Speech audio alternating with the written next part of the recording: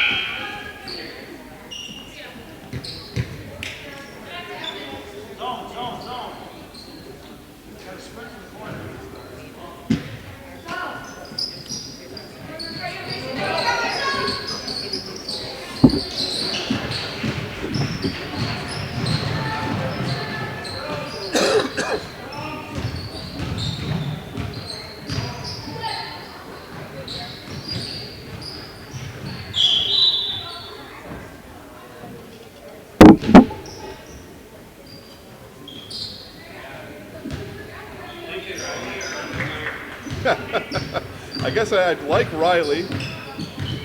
Money or too old? Yep.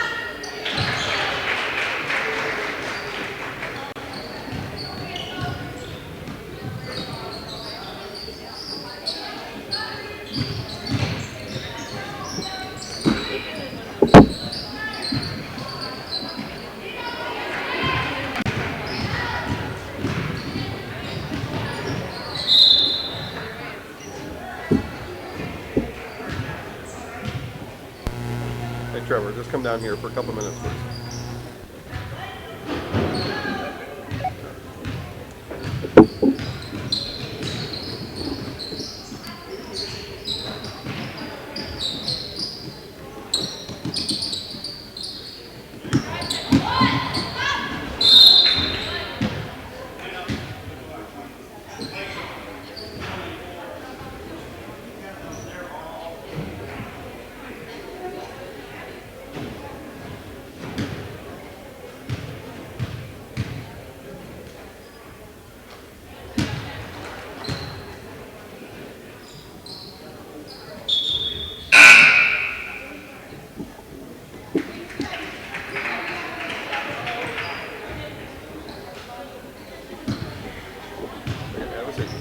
Plan here for the day. I sent you a message.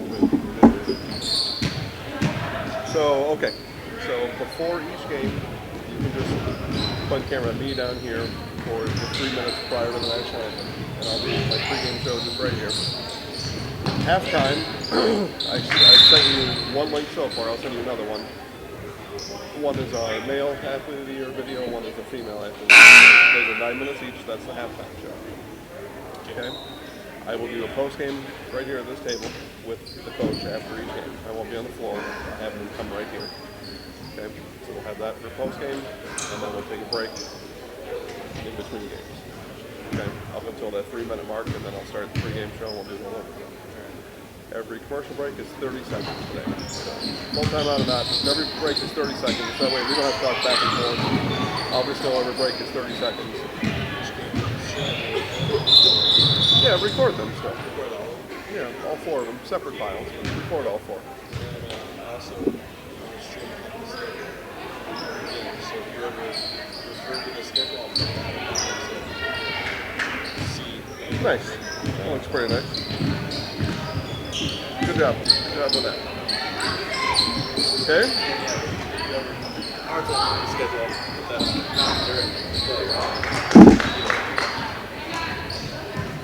Okay, so in your Facebook now,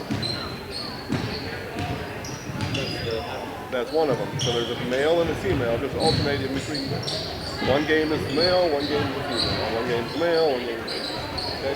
They're 9 minutes each. We only play 1.5. Okay? So it's alternate between the 2 of them. All commercial breaks are 30 seconds. Okay.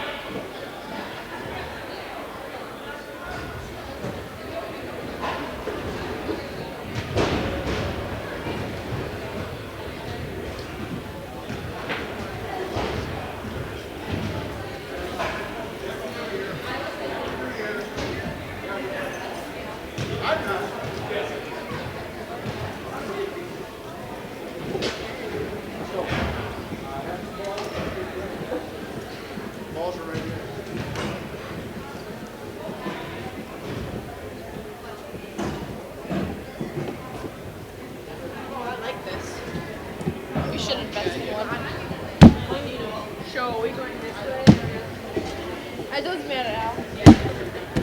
Oh, I dropped my ball.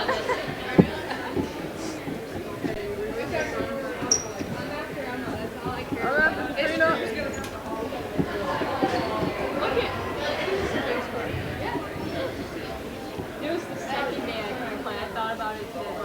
Jaden's like, wait, wasn't it even a 2-day tournament last year? I'm like, I don't know, but it was. I didn't play the first day. The second. What did the second? Sorry. That night? For what?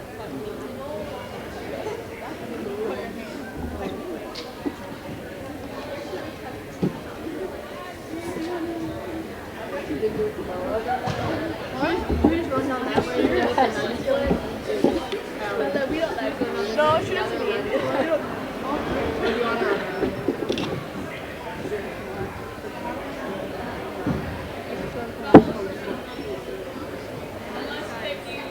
The girls are live right now if you look right in here.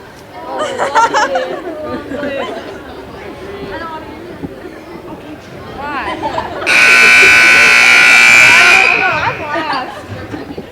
Oh. Breakdown game time on!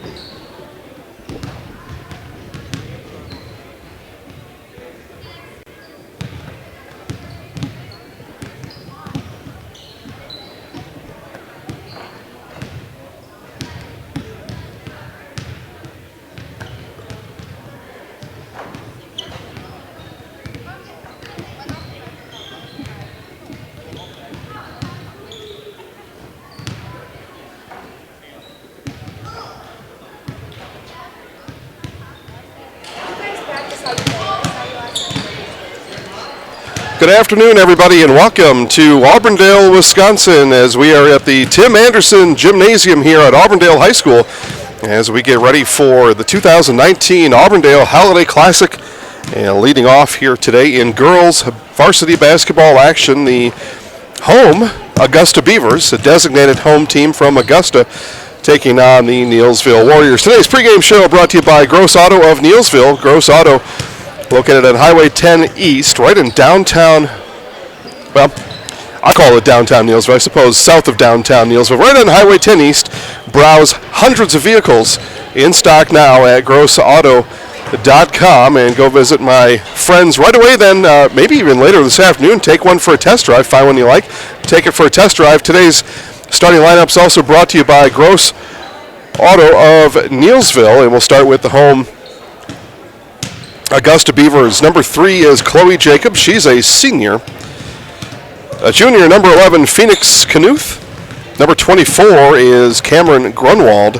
Grunwald is a senior for the Beavers. Hannah King wears number 30. She's also a senior. And Kennedy Schrader, number 42, is a junior for the Augusta Beavers. Augusta comes in with a record of 3-3. They won their last game back on December 19th against Alma Center, 43-39. The Augusta Beavers are led by Cameron Grunwald, 13 points per game.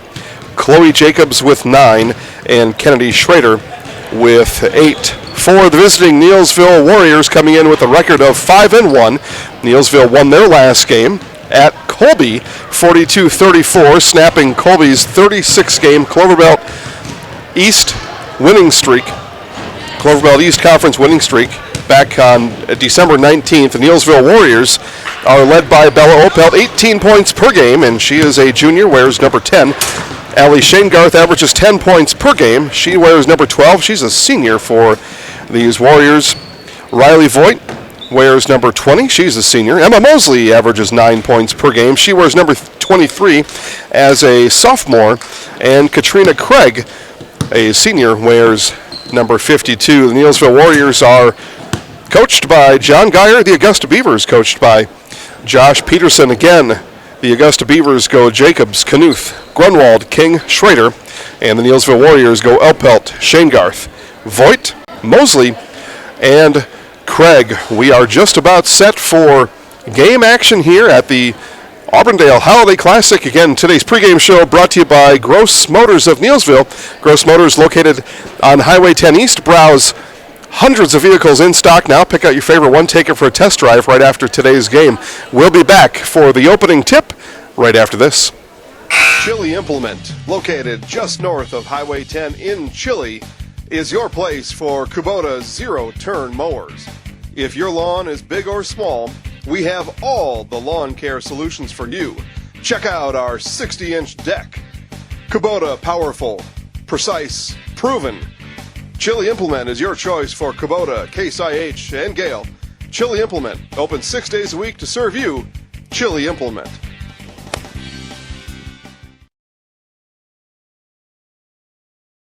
Witness the difference of a Catholic education at Columbus Catholic Schools. I think everyone should just know what makes this place special. Come and see. That's just what the Lord always said, and put your toe in the water. There are great schools, and it's a good fit. I'd always want them to come and to just feel the goodness and the family atmosphere. I invite everyone just to come in and see what it's about and to see if it might be right for them and their family.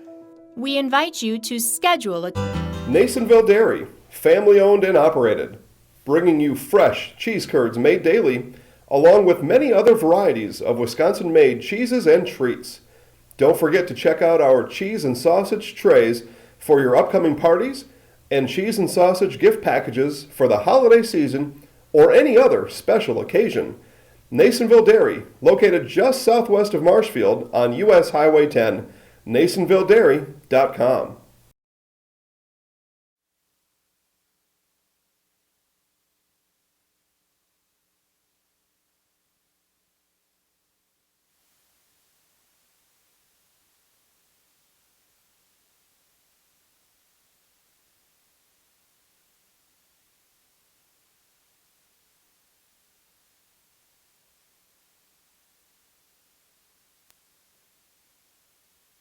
All right, national anthem is out of the way, and we are set to go here. We'll do a formal player introduction on the court. Again, you are in the Gross Motors pregame show, Gross Motors of Neillsville, right on Highway 10 East in Neillsville.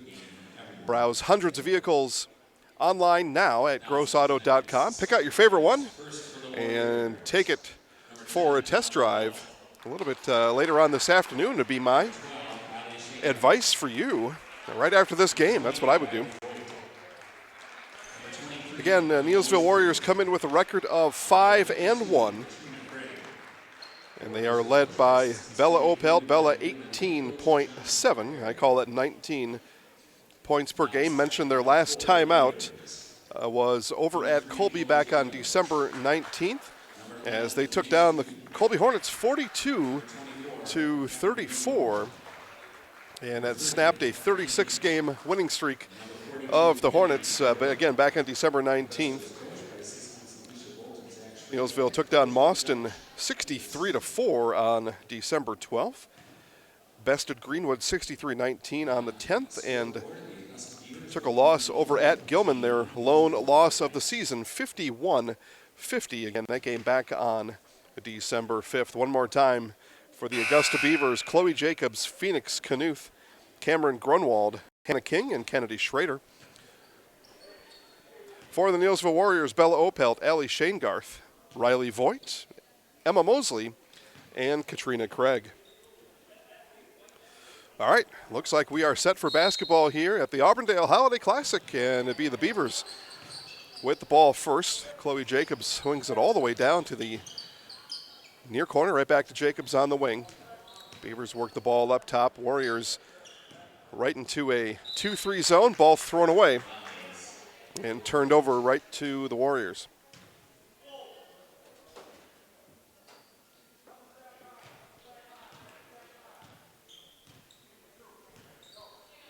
Opelt up top with it now. Work the ball around. The Warriors will go, and they will look inside now to Craig. Craig kick out to Opelt.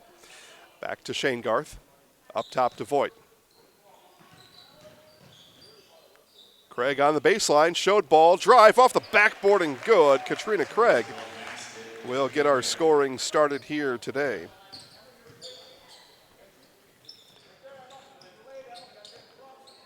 Dump into Schrader, off the backboard. No, Opelt with the rebound. Warriors in transition. Coach Geyer says go. We're less than a minute in. Shane Garth took a look at a three, dump into Craig. Craig may have traveled, didn't. Shane Garth lost the ball on her way through. Ball is on the ground, and it's going to be thrown away. It was Hannah King attempting to get an outlet from her knees.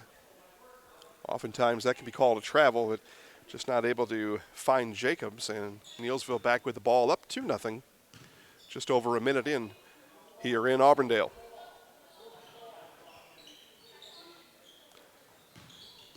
Voigt on the drive, cut off there by Jacobs.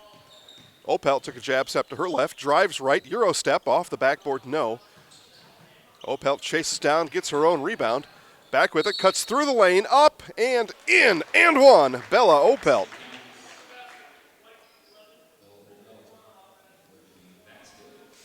Nice job there by Opelt. Stayed aggressive on that possession.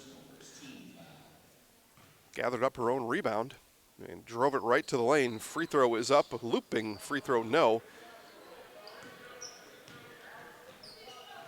So 2 points for Opelt, 2 for Craig.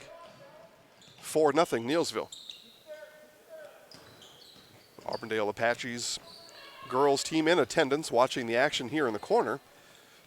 Off the backboard is good for Kennedy Schrader.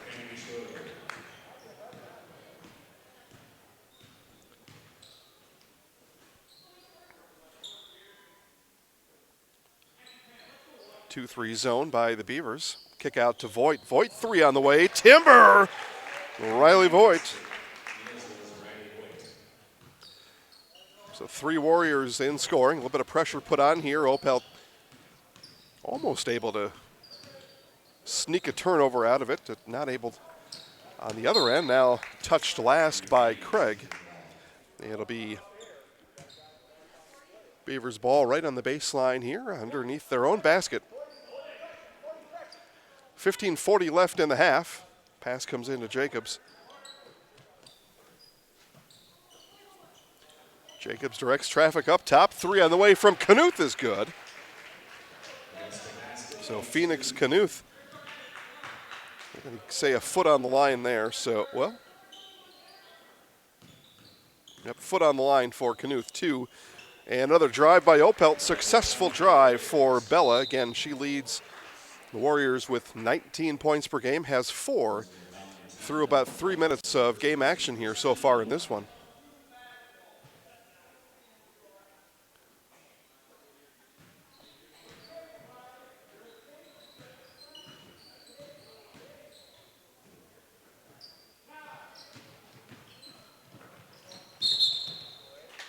And a travel is going to be the call on Knuth. Turn back over to Neillsville.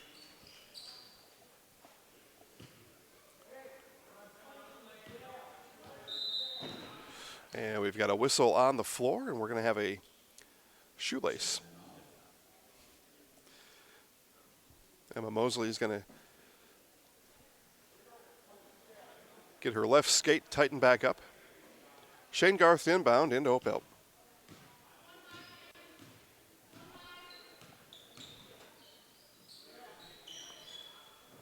Dump into Craig. She skips it all the way over in the corner to Opelt. Now back into Mosley. Mosley, kick it to Craig. Craig gets it to roll just off the front of the rim. Couldn't get it to fall.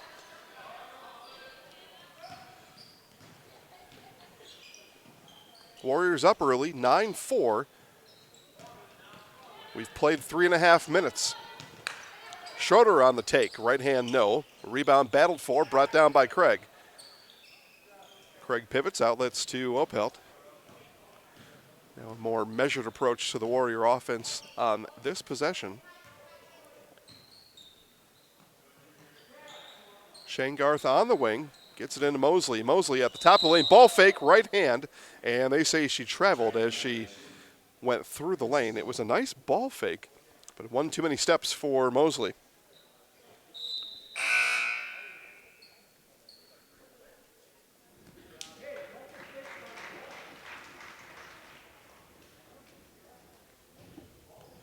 So Craig out for the Warriors. In is Kayla Oldham.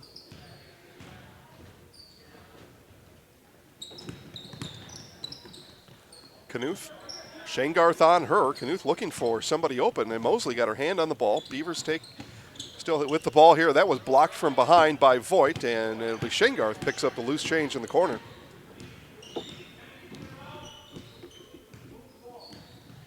Shangarth over to Opelt. Opelt on the wing. Gets a screen from Mosley. Bounce pass over to Shangarth. Shangarth 3 on the way. That was long rims out, and rebound brought down by Schroeder.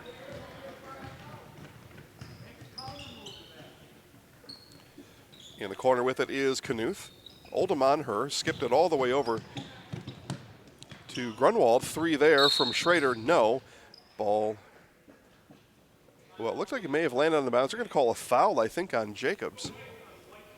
It is a foul on Chloe Jacobs. First for Jacobs, 2 fouls for the Beavers, 1 for Neillsville, and we've got our first timeout of the game with Neillsville leading Augusta 9-4. R&R Flooring in Spencer is your place for the best in innovation and lowest pricing for your flooring project. New or remodel, tile, carpet, hardwood, ceramic, cork, you name it, R&R Flooring is ready for you today. R&R Flooring supports area programs like the broadcast you're watching and also supports area suppliers so you get great quality and pricing that fits your budget. Go to R&R Flooring today to see their showroom of flooring, furniture, mattresses, and custom-built showers. R&R Flooring in Spencer. 13-18 left in the half. Neillsville leads Augusta 9-4. Opelt with 4 points. Voigt with 3. She hit a 3-pointer. Opelt missed on the back end of an and one. Otherwise, she would have 5. 9-4 Neillsville.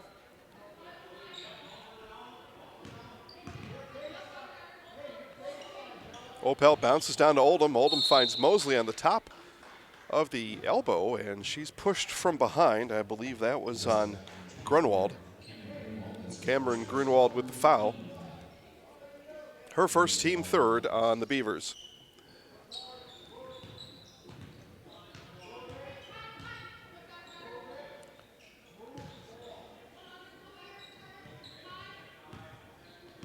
Coach Geyer telling his girls, move the ball. Dump into Shangarth. Shangarth kick out. Back to Trunkle. Trunkle 3 on the way, and she got it. Oh, Amelia Trunkle in the game off of that timeout. Hits a 3. That pass was tipped, brought down by Shangarth. Neillsville had a chance for numbers there. Didn't get down the floor fast enough. Coach Geyer explaining to the girls on the bench exactly what I just said there. On that sudden change, you got to get down the floor, complete your fast break.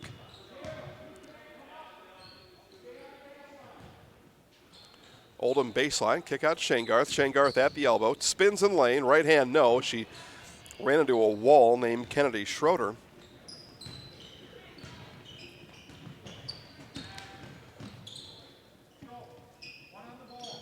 Three on the way from Knuth off the back of the rim, no. Rebound brought down by Trunkle. Trunkle looks up court, got Shangarth to her right, Oldham in the lane. Kick out to Shangarth on the right-hand side. Shangarth picks up her dribble, harassed there by Knuth, finally gets it off to Opel.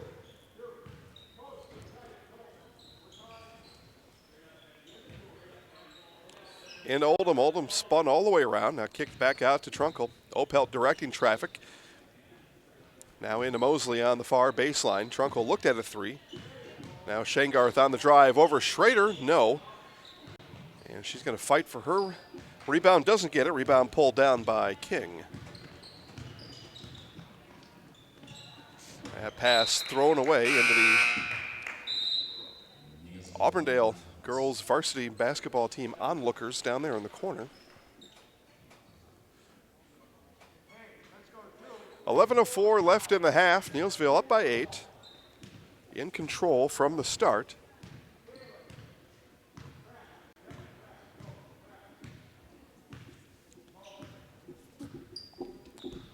Beavers extend their zone now. Opelt over to Trunkle. Trunkle bounces it to Stockheimer. Stockheimer in the game with the ball now under the basket and stepped out of bounds.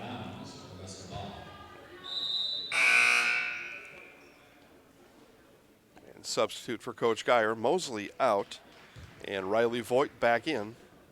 Voigt starter on this team and back in now after taking a short trip on the bench as Opelt leapt over that ball, hit off of her shoe.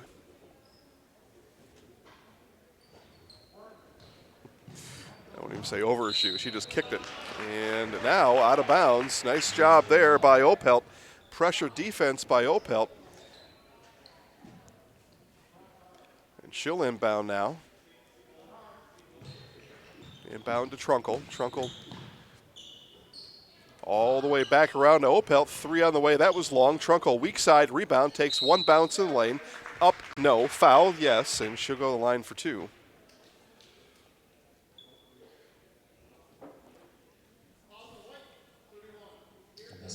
So the foul is on number 31, Bree Krieger.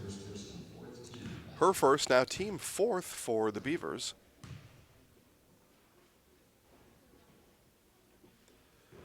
And Trunkle not able to get that one to spin through.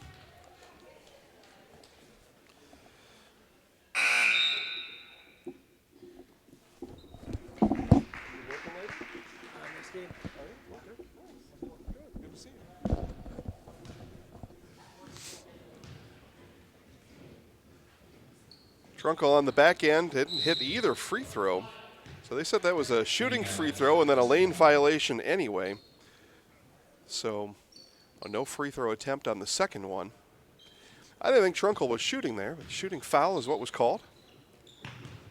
Score remains 12-4.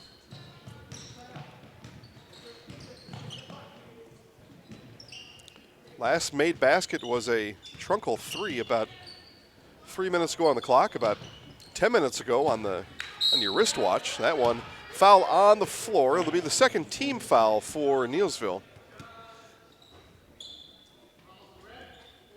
And that foul on number 44, Kayla Oldham.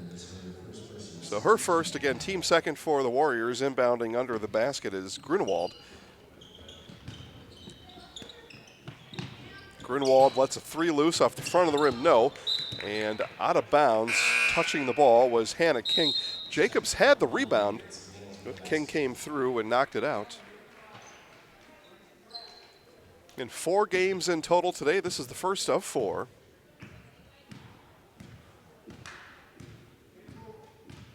Girls basketball next, Loyal Auburndale. And we'll take a short hour-and-a-half JV break and come back for a 2-game nightcap boys basketball tonight. Opelt on the drive, all the way through the lane, kick out, 3 on the way from Barth, long, and loose ball caught by Jacobs. Again, score is stuck on 12-4. In the lane, no. King missed the shot. Now King is going to be called with the jump ball. She was about a half second away from getting the turnover as she and Trunkle battled in the lane.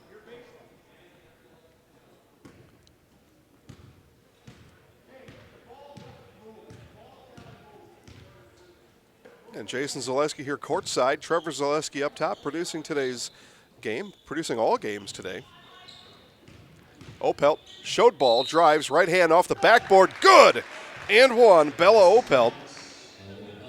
Showing why she's one of the premier girls basketball players in central Wisconsin. As I sit next to former Newman Catholic basketball coach Jason Vandenelsen, be handy to have a Bella Opelt. Be handy to have a Bella Opelt on your team if you could find one.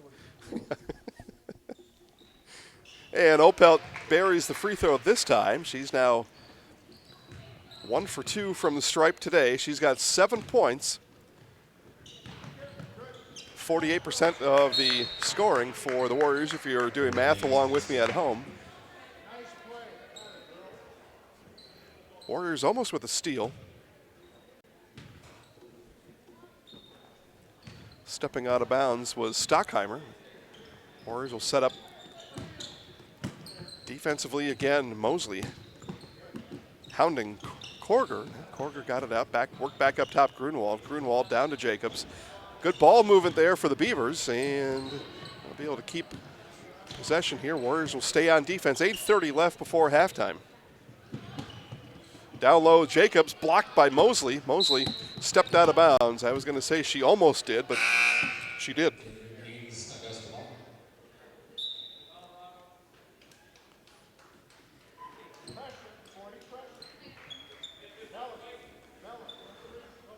(15-4). Ball into Korger there. She's able to track it down before it went across the half-court line.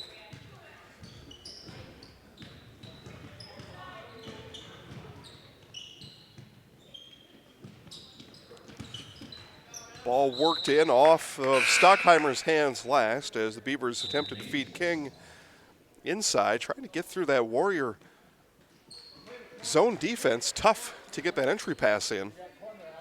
Almost had it there.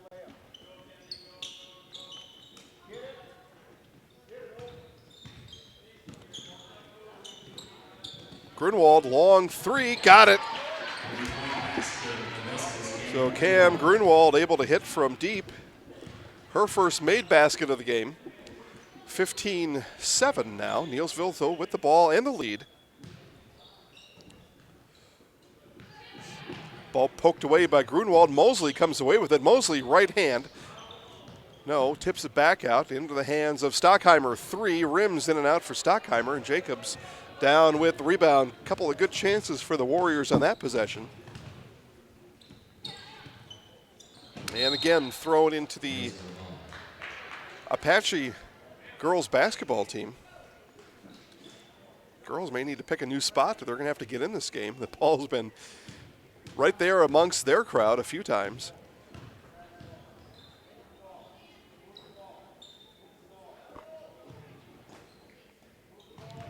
Shane Garth, close to steps, kick out. Stockheimer, three on the way, off the back of the rim, no. And over the back is going to be the call on Jaden Barth. And it'll be the third team foul for the Warriors. Barth picks up her first, and she will check out of the game. Opelt and her 7 points back in for Neillsville. Thanks, everybody, for watching. Get to watch free live holiday basketball here. Make sure to tell your friends, neighbors, and strangers how you found us, and they can find us too. Send them a text, a message. It's probably too late to drop something in the mail for them to watch this game, but get a hold of them right away and let them know you can watch, so they can watch free live sports here all year round on the Zaleski Sports Broadcast Network. 6:45 left in the half. Stockheimer over to Opelt. Opelt right back to Stockheimer in the corner to Trunkle, I believe. Ball thrown away. Oh, my apologies, Olivia Fremont in the game with the black headband on. Fremont tried to skip the pass. Now it will be thrown away, and Fremont will shepherd that ball out of bounds, and Neillsville will inbound in front of the Auburndale parent section.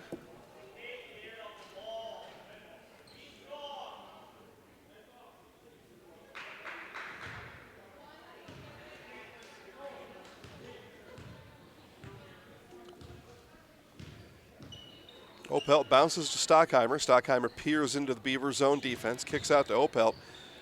Took a few dribbles, didn't do much there, and give it to Shane Garth. Shane Garth now back to Opelt. And that pass almost out of bounds, and Fremont threw that one away again, this time into the hands of Hannah King. King up, no, as Opelt able to get her hands on the ball and stop that basket from happening. Good recovery defense there by Bella Opelt. Now Opelt at the elbow, kick out Stockheimer. Three on the way, no. Rebound fought for underneath, and a jump ball will be called.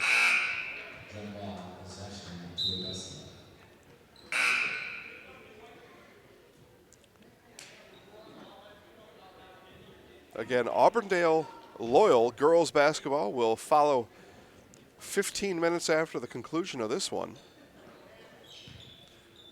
We have 4 live games for you. Those 2 girls games, and then 2 boys games later tonight. Take there by Korger, is too strong. Trunkle with it up top, looked at Shangarth, now reverses ball to Opelt. Opelt bounces into Mosley, takes a spin off her right hand and no good. Mosley not able to find her stroke yet in this game. And another jump ball with 5:13 left in the half. Craig will come in for Shangarth.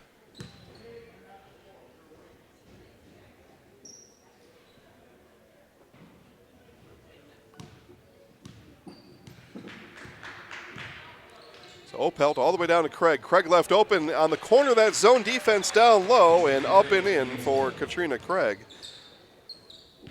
Nice find there by Opelt as that Beaver defense, another ball thrown into the Auburndale girls over there. Those girls getting a lot of action here before their game against Loyal. 17-7 Neillsville. Again, Coach Geyer tells his girls move the ball. Mosley 3 on the way. That was long. Again, Mosley hasn't quite found her rhythm yet. She still looks for it, and we've got a carry is going to be called on King, and it'll be turned over back to the Warriors. 4:36 left in the half.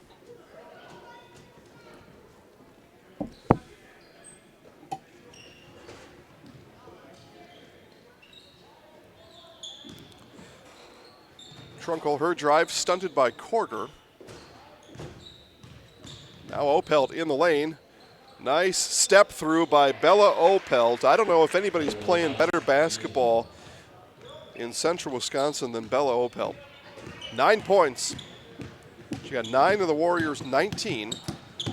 And that's just her offensive efforts. Defensively, a couple steals to her credit today. As she leads this team in every way.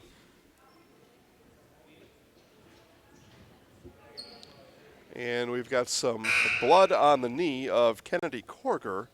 Or nope, that's Phoenix Knuth. Knuth with blood on her knee.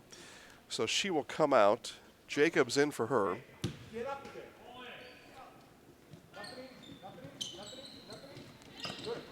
Shangarth almost with the steal. Now Mosley will steal it as she got the hand in front of the entry pass intended for Schroeder.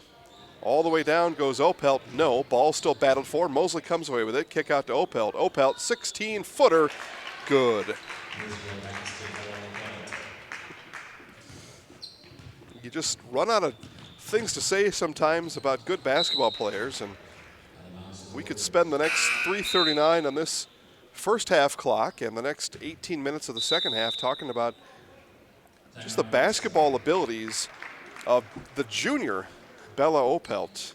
We'll stop talking about her now, and we'll take a commercial break with a timeout on the floor. Neillsville 21, Augusta 7. Fade to black window tinting for your car, home, and office. Fade to black will make your ride different than the rest, with creative, stylish, and quality window film all year round. Fade to black also helps to reduce glare and keep sun out of areas in your home and office that cause discomfort. Fade to black provides vinyl wrapping with access to the top brands of wheels, tires, and accessories for your car or truck. Give Wayne a call at 715-660-6482 or visit Fade to Black LLC on Facebook now. Fade to Black Window Tinting in Marshfield. 3:39 left in the half. Neillsville a commanding 21-7 lead here against Augusta. And Bella Opelt, dazzling basketball performance once again here today. 11 points. She's got 11 of the Warrior 21 with the ball now. Back to Shangarth as Opelt and Shangarth move the Beaver defense as they'll work a inverted triangle here. Now finally kicked out to Barth, 3, and Barth connects, and Coach Geyer claps his hands in a, yeah, that's exactly what I drew up there. Now a steal by Shangarth and one as she's fouled on her way to the basket.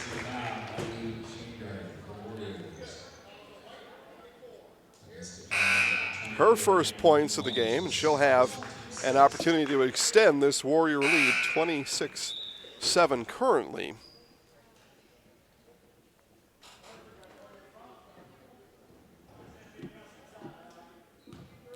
But the Warriors showing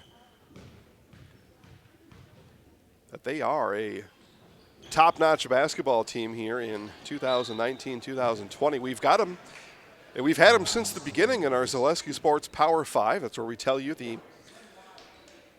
what we feel are best 5 teams, regardless of division, in central Wisconsin. We list them in alphabetical order and tell you to take a look at them. Well, I see a bunch of you are watching right now, and you're understanding now why these Neillsville Warriors been in our Zaleski Sports Power 5 all season and look to stay there for the duration. I don't want to get too far ahead of ourselves here, but we did talk to Coach Geyer in our preseason preview show. Coach on the couch as Opelt on the drive in the lane. Floater off the front of the rim. No. Rebound fought for, brought down by Jacobs. She's fouled as she turned away with the ball. But we talked to Coach a little bit about postseason as we took a look at the section Neillsville was in. It looks like, and again, we don't predict high school sports here at Zaleski Sports. We just give you some information. And the information is this. Melrose Mindoro, top girls basketball team throughout the state of Wisconsin for the past number of years, would be an obstacle in the section that Neillsville is placed in. Other than that, I don't know what to say. These girls play like they have been, and it looks like it's certainly possible that a sectional final, Neillsville, Melrose, Mindoro, which would be some kind of game, could be in the making. That's all the way in March, though. We're just here in December. We're still in 2019, at least for the next couple days. Haven't found 2020 yet. Shane Garth floater falls in. Shane Garth almost with the steal. They're going to assign a foul to Shane Garth, though, as she and Kennedy Korger, sophomore Augusta Beaver, battled there.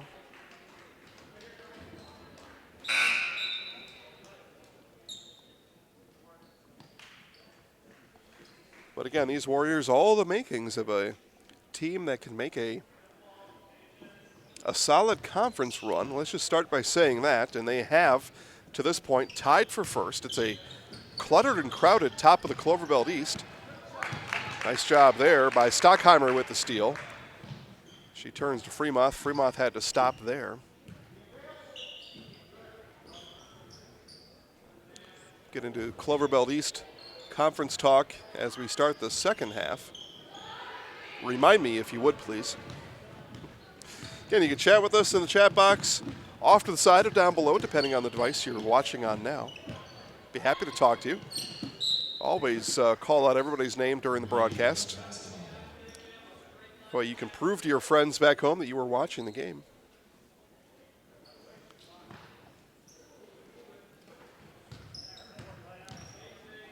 Neillsville Warriors will play Auburndale tomorrow in the late afternoon game. We're looking forward to that one.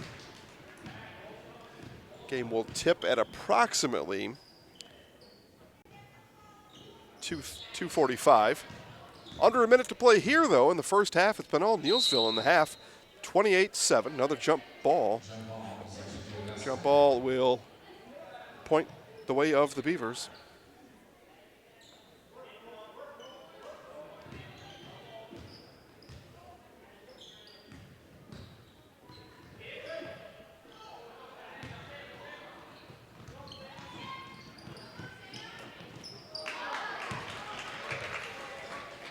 Stockheimer comes away with the ball. 35 seconds left in the half.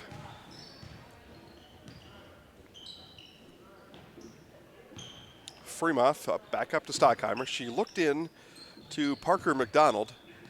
McDonald sets the screen up top. Shane Garth now back to Stockheimer. Quickly over to Fremont. Fremont lets loose the three. That was long, and it's going to be an over the back called on Kayla Oldham. Team foul number 6 for the Warriors. Both teams now at 6 fouls, and with 18.9 seconds left, we'll see if any free throws get assigned out of this. Pretty solid crowd here in red. I'd say a pretty solid crowd in red watching from home as well. Thank you for watching. Half-court trap and tipped away by McDonald. Good time waste defense there. It's Coach Geyer talking to folks from the Neillsville coaching staff behind him, having a good time here. Again, it's the Auburndale Holiday Classic. And Shanegarth with the steal with 5 seconds up and in, and Allie Shanegarth, as the buzzer will sound, gets the last points of the first half. She's got 6, Opelt with 11, and it's a 30-7 Neillsville lead here at halftime. We will step aside for our special halftime show. We just named our Zaleski Sports Female and Male Athletes of the Year. We'll step aside and show you our 2019 Zaleski Sports Male 2019 Fall Sports Athlete and be back with the start of the second half in just a moment. All right, everybody, welcome to Abbotsford High School as we are here to announce and congratulate our 2019 Male Fall Sports Athlete of the Year, Dalton Fedek. Dalton, congratulations on a great football season. Dalton had over 2,000 yards rushing on the season, 28 total touchdowns, and just a fantastic way to end a senior season. Dalton, let's think back to that first day of football practice, or even the day before. You led your team, as it turned out, in the season to a level 4 football game. Had fantastic, like I mentioned, the stats. When you think back to that first day of practice or that day before practice, how did you think the season was going to go? I think we exceeded our expectations. We didn't know what we were going to get coming into the season, losing the guys that we lost, and we were really happy with our season this year. Yeah, absolutely. I mentioned 28 total touchdowns, 23 on the ground, 5 through the air. You had a player that you were able to play with like that last year that scored a bunch of touchdowns, Joe Aguilera. What did you learn from a guy like Joe? How did he teach you how to act on a football field? He was a great leader. He always did the right thing, even in bad situations. He tried his hardest every practice, and I just think that's a great guy to look up to. Yeah, and you had another great guy to look up to, what we believe one of the premier coaches in Central Wisconsin, Coach Jake Knappmiller. As you think back now on your high school football career, what did Coach Knappmiller, how did he teach you, and what did you learn from Coach during these years? Just how to be a good guy. I'm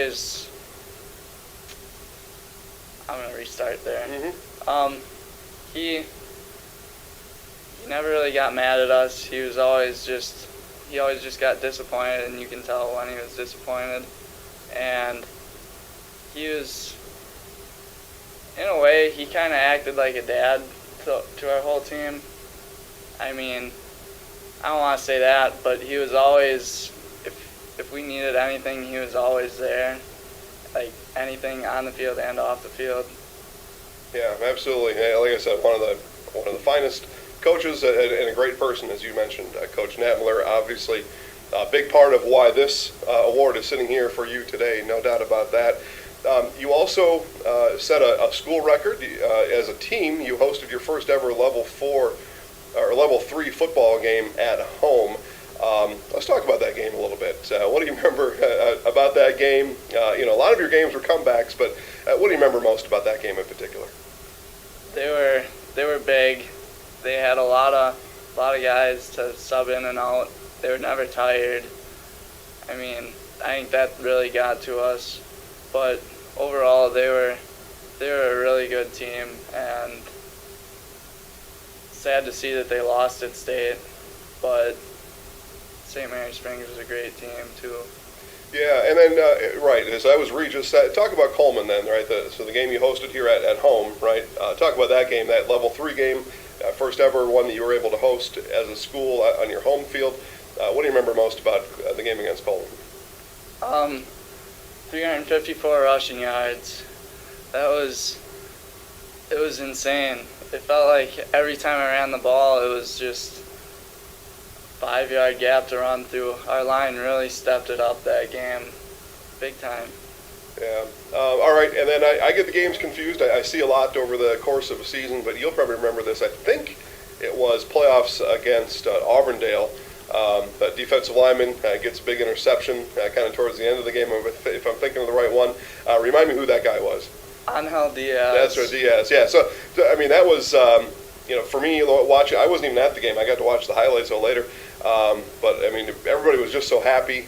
Talk about that game a little bit, and especially that end and the way it finished. That felt like the biggest win of the season for us. Well, for me at least. It was, once again, we felt like we were the underdogs in it. And we've always liked playing from that standpoint, just because you're not going to let anybody down. Just go out there and do your hardest, or do your best, and good things will happen. Yeah, you were, if not the underdogs, like you said, you played like the underdogs a lot. Greenwood, another one of those games, I thought, where you had to kind of some fantastic moments in that game. You had to really stay with them. And I think you got out to a big lead against Greenwood and then kind of started coming back. Just how was that you? Was that coach? Just a team feeling? But being able to play like an underdog and really put on a show out there. I don't really remember a whole lot from the Greenwood game. I think that was, things were a little blurry after that game for me. I don't know. But, yeah, it was a lot closer than what we would have expected. All right, we'll talk about some of the fun moments of the season. First, I'm going to give my best memory of Dalton and the rest of his teammates, Abbotsford Falcon football, and that turned out it was a game at Assumption, and it was a Saturday game. You were kind of having your way with things that day. Things were going pretty well for you. There was a touchdown that was scored.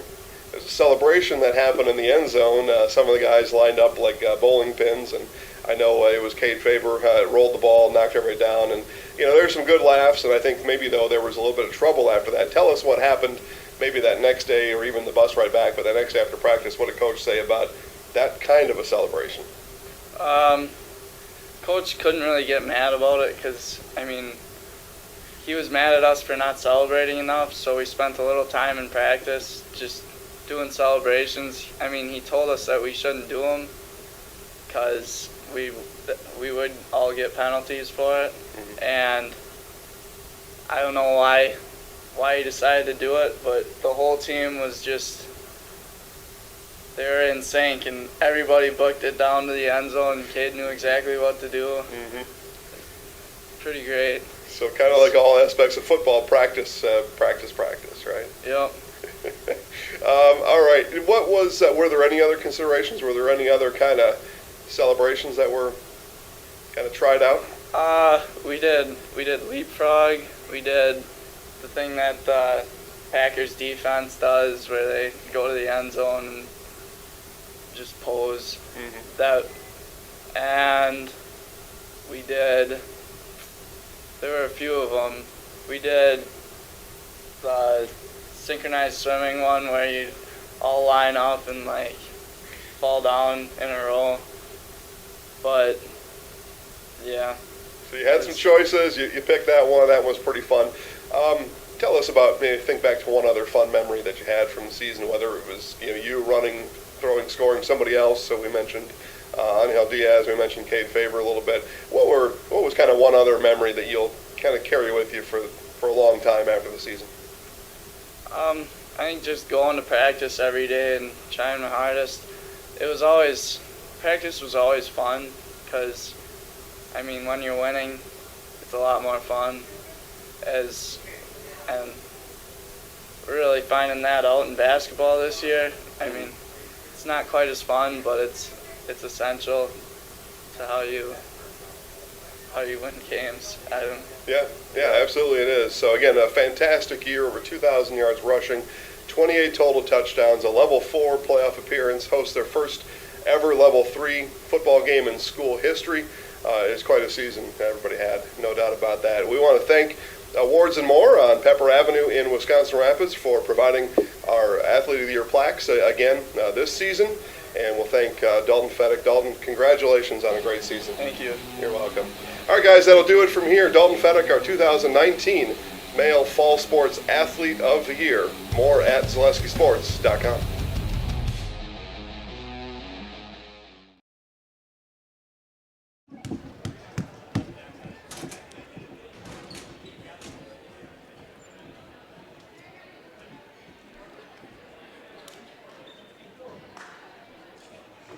All right, back here at the Tim Anderson Gymnasium in Auburndale, Wisconsin, the Auburndale Holiday Classic. Second half about to begin. First half scoring, and it is 30-7, so easy to calculate 7 points for the Augusta Beavers and 3 points for Cameron Grunwald, 2 points for Kennedy Schrader, and 2 points for Phoenix Knuth. For the Neillsville Warriors, a little bit more complicated. We've got 7 in scoring for the Warriors. They are led by Bella Opelt with 11 points. Allie Shangarth with 6. Katrina Craig with 4 points for the Warriors today. And then a trio of 3-pointers for Riley Voigt, Amelia Trunkle, and Jaden Barth, all 3 of those girls with 3 points apiece. 30-7, as you total that up, is where we start action here in the second half. Opelt will bring it up for the Warriors.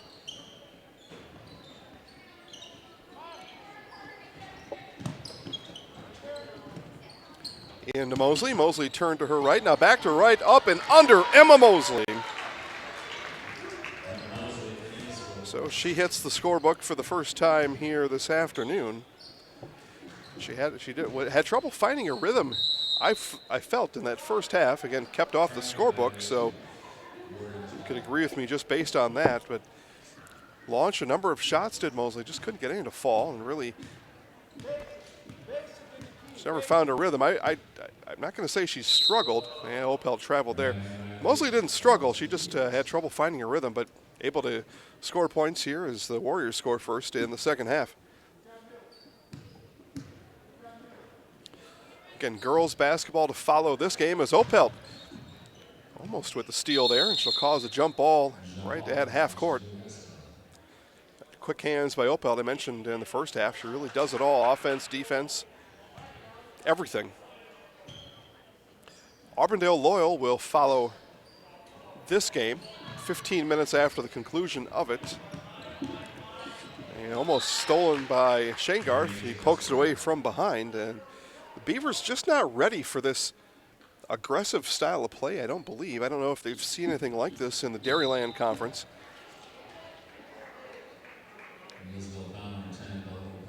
Not a lot of teams in the Clover Belt see a team like this.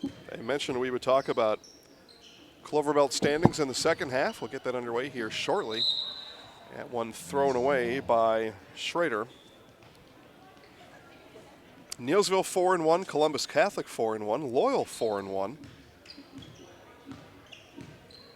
And the Colby Hornets, who were in first place in the Clover Belt East since December of 2017. Again, they hadn't lost a game in the Clover Belt. Coming into that, and nice 3 there for Voigt. Second 3-pointer of the game for Riley. But Colby was essentially in first place since December, I believe it was 17th of 2017. Didn't lose a game for 36 straight. Turn and fire by Schrader there, no good, until that December 19th game that Neillsville played up at Colby, 42-34. Now Colby sits at 4-2 in the Clover Belt, looking up at 3 teams ahead of them, not just 1, but 3. Craig on the drive, right hand off the backboard and good. She's got 6.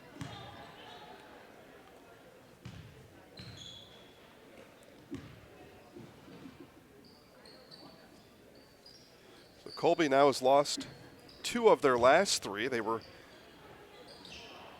down by Loyal. Actually, I misspoke. It was Loyal who snapped that streak. It was Neillsville who just came in and beat them again. So it was actually Loyal 57-52 back on December 13th. They're the ones who snapped that streak. But it was a 6-game winning streak by Colby against Neillsville. That's the streak that snapped on December 19th. Another one by Craig, this time from the other side of the lane. 8 points now for Katrina Craig.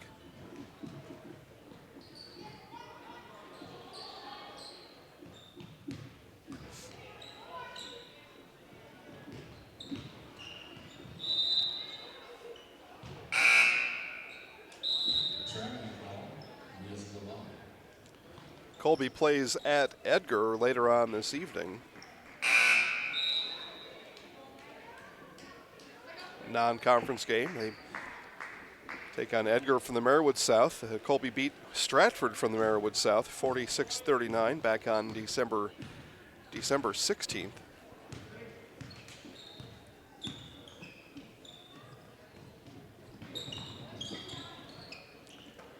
Fremont up top. Drives to her left, now dishes out to Trunkle. Trunkle hands off to Mosley. Mosley jab step and traveled with it.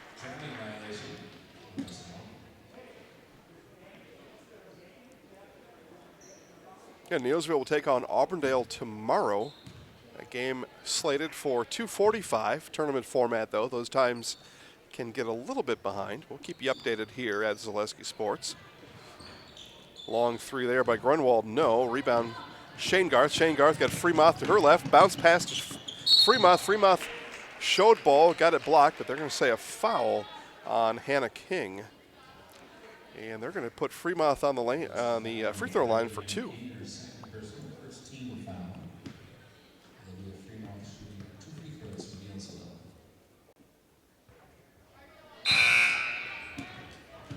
First one for Fremont, no.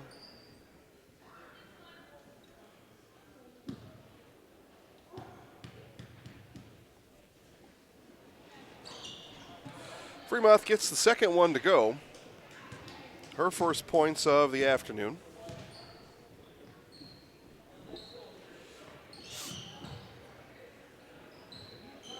Into Schrader, kick back out to Grunwald, worked all the way around to Knuth. Knuth's three rattles in and out. And then rattling around the arms of Olivia Fremont and out of bounds. Stay with Augusta.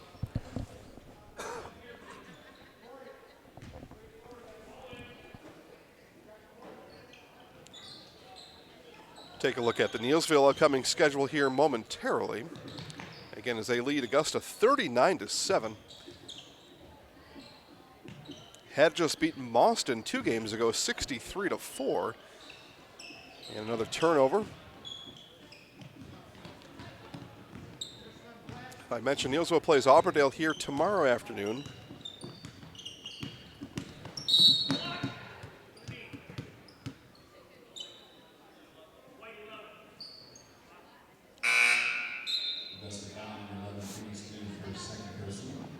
And then they officially take their New Year break. They're at Spencer on January 3rd and then at Granton on January 9th. 2 of the teams at the bottom of the Clover Belt East, so you figure pretty good chance for Neillsville to pick up a couple more wins back in conference play.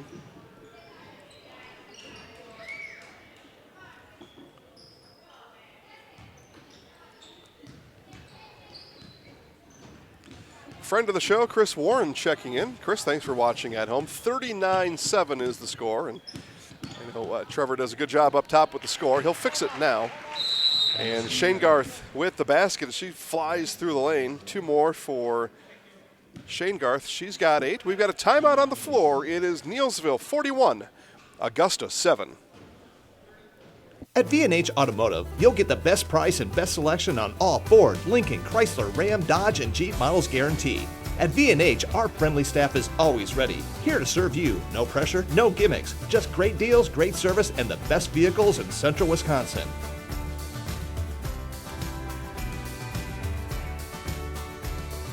Come see why our customers rate us #1.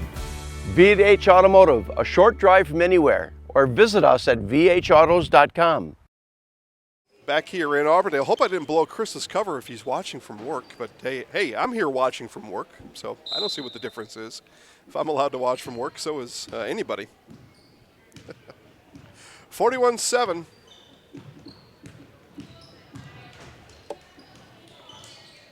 13 minutes left in the game. Not a lot to be decided here. Final stats. And make sure to stay tuned to our Neillsville Dairy post-game show. We'll talk to Coach Geyer and our Zaleski Sports Highlight House player of the game. Baseline drive by Kirsten Wilms, and they say she charged. So offensive foul for Wilms.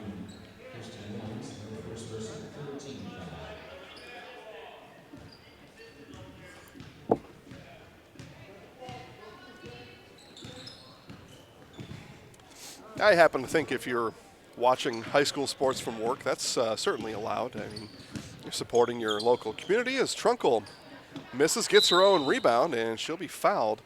Foul will be on the floor. Team foul number 4 for the Beavers.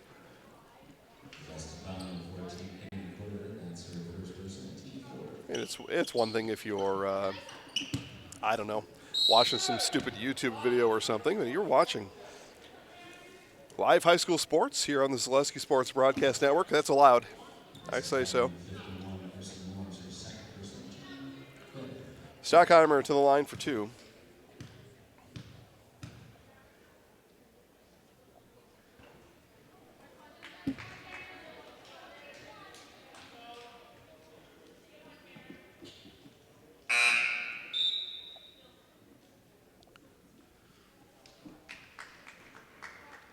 Out comes Oldham.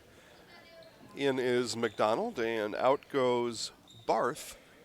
In the game for the first time, Tegan Mahoney.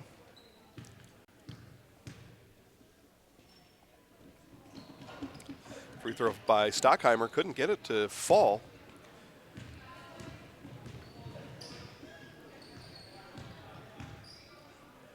.25 left in the game.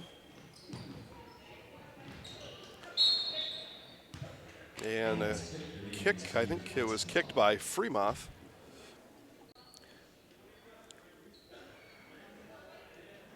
Nope, that was actually kicked by Stockheimer. So, at any rate, stays with Augusta. In now, left hand, and Wilms picks up the loose change.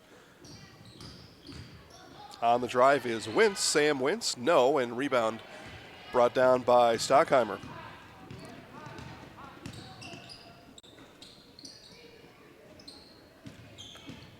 A lot of reserves getting valuable minutes here for Coach Geyer. As we see the loyal coaching staff rise to their feet behind the Neillsville bench, they'll get ready to coach their game. Again, loyal Auburndale coming up next. On the drive, Fremont right hand up and good. Nice job by Fremont on the take.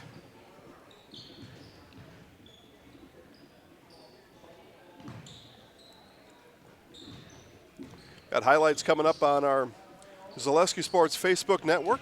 Steve Maves over at the Century Classic in Stevens Point, picking up highlights today. Boys and girls basketball going on over there. You can find highlights from last night's Edgar Pacelli boys basketball game and Spash Aquinas girls basketball. Those highlights right now are on Facebook at Zaleski Sports. Fremont foot inside the line, too strong. Rebound comes off to Wentz.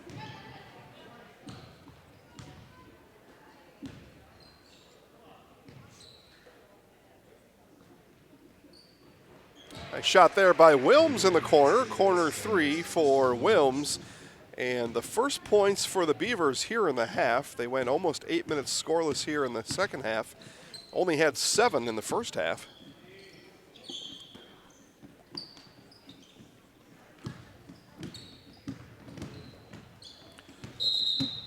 And the jump ball is going to be called as Trunkle tried to knife her way through the lane. And a line change for the Beavers, 5 out, 5 in.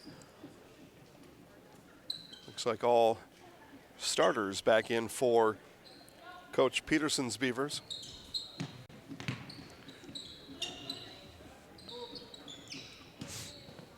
Again, Neillsville Dairy postgame show coming up. At the conclusion of this one, we'll talk to Coach John Geyer and our Zaleski Sports Highlight House player of the game. Make sure to stay tuned for that.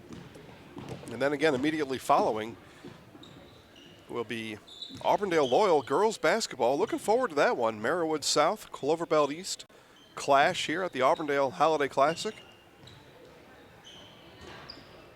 3 there, 2 strong. Rebound brought down. Now kicked out. Knuth took a look at a 3. Now Schrader launches a 3 and gets it to go. Had to do a real convincing sales job, a real persuasive talk on that ball to get it to go.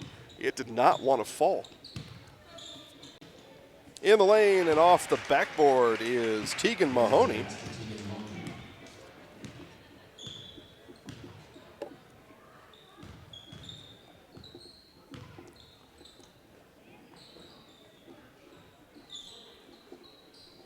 (45-13). 3 comes up short for Jacobs, and last off of King down low. Kind of 3 hands came in there and say off of King last, so that's what it is.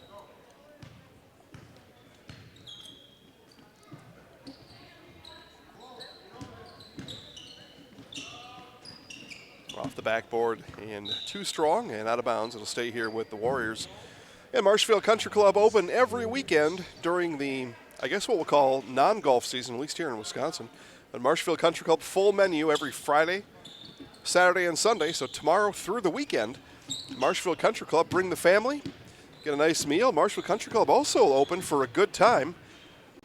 Heading out to Marshfield Country Club. Here's what I would do. I'd go out tomorrow night, get my fish fry, maybe send the kids back home and stay out for a good time at Marshfield Country Club. Again, Marshfield Country Club open all winter, every Friday, Saturday, Sunday. Full menu. Fish fry Friday, full menu Saturday, good breakfast on Sunday. Spend your whole weekend at Marshfield Country Club.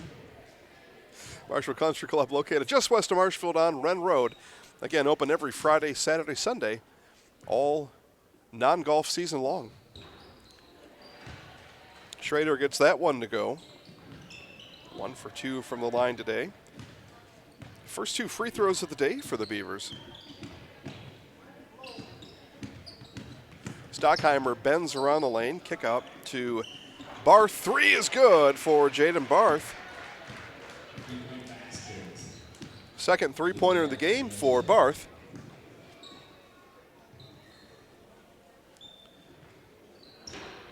Three on the other end comes up short for Grunwald. Under 8 to play here in Auburndale. Neillsville will move their record to 6-1. And then again have a shot at Auburndale tomorrow at 2:45.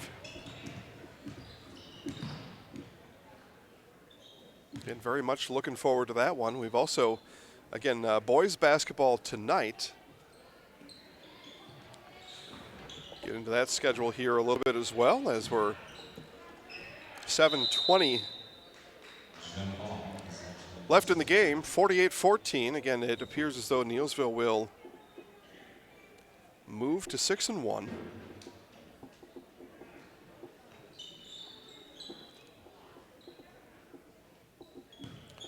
Neillsville, Weyauwega-Fremont boys basketball tonight at 6, and then Auburndale Augusta will finish us up with a tip time at 7:45, and again, all 4 games right here at Zaleski Sports. Left hand too strong for Schroeder, and rebound brought down by Barth.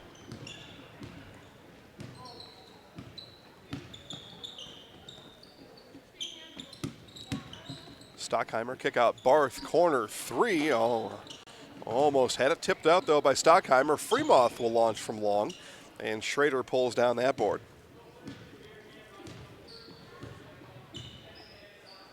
Hey, Barth had a good look at the 3 down here in the corner. Shot it about 6 feet in front of me. Nice looking shot, just missed. High-low here, and right hand, nice spinning right hand for Hannah King. As Schroeder and King went high-low. Nice job there on the finish for King. Her first points here today.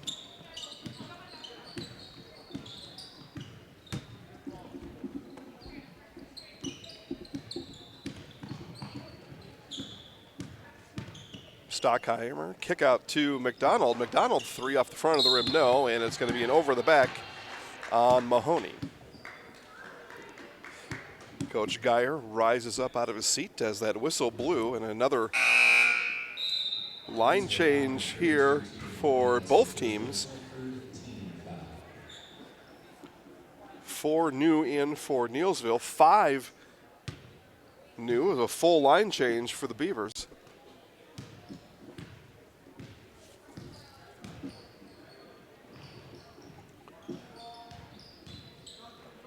We play under 6 minutes left in the game. Another turnover here. This one brought down by Trunkle. Trunkle now backs it out. Will reset up top. Got a screen from Craig. Now gives off to Craig up top. Voigt bounces over to Fremont. Flash in front of her, and then Fremont take off the other way.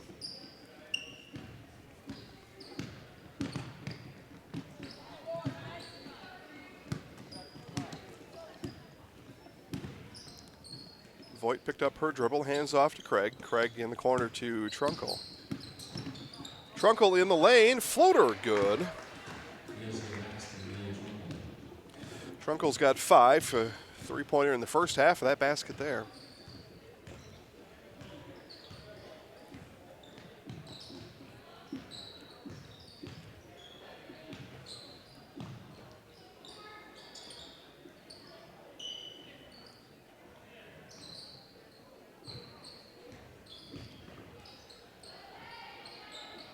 That shot too strong, brought down by Oldham.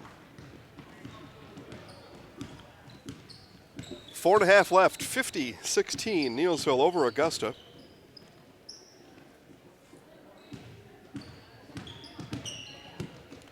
Bounced over to Fremont. Fremont, nice ball fake, now swings it to Voigt, all the way back to the other side. Trunkle in lane, another one, and right hand, no, left that one short.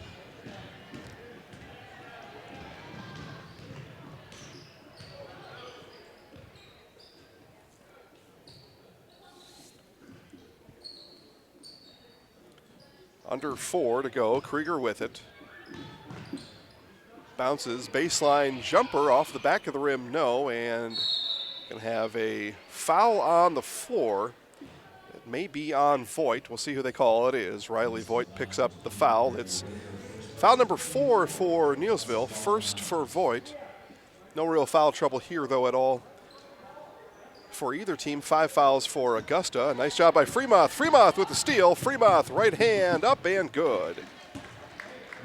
5 points now for Fremont. It was good defense there. Coach Geyer certainly happy, pleased with the effort of Olivia Fremont here.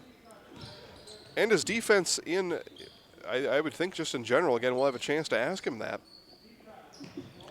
in our Neillsville Dairy postgame show. We'll talk to Coach, ask him if he uses an experience like this to kind of tinker and experiment with his defense, or just keep things solid. I don't know if there's time in season, a whole lot of time to really change things completely, but see if Coach Geyer is going to tell us if he likes to do a little experimentation during a in-season tournament like this.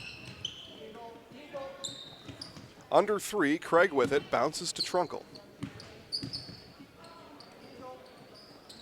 Oldham fires into Craig. Good soft hands there by Craig off the back of the rim. No, fouls her own shot off the backboard. No. One more time, Craig gets the rebound. Now scampers out of the lane to avoid the 3-second call. Good offensive board work there by Katrina Craig. Taking time off this clock too. Fremont will launch a 3. No, off the back of the rim. Trunkle skies for the rebound. Now she turns, right hand, no. She's fouled by Korger, and Trunkle will go the line for 2. Trunkle 0 for 1 from the line here today.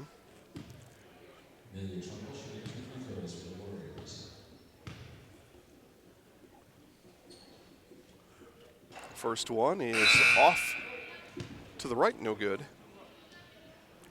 Craig comes out for Coach Geyer. In is Tegan Mahoney.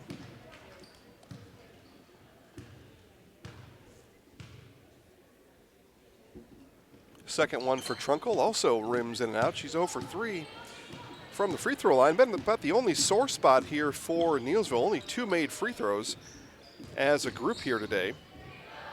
8 attempts, so 2 for 8 from the free throw line. Talked to Coach about that as well. Sometimes in a 52-16, it can be a little bit tough trying to find things to work on. That foul there on Mahoney picks up her second. Free throw for Corker, rims in and out.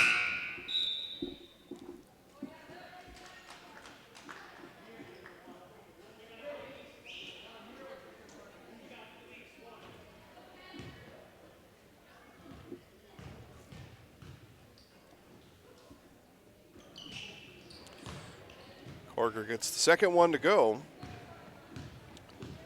Climbs into the scorebook for the first time today.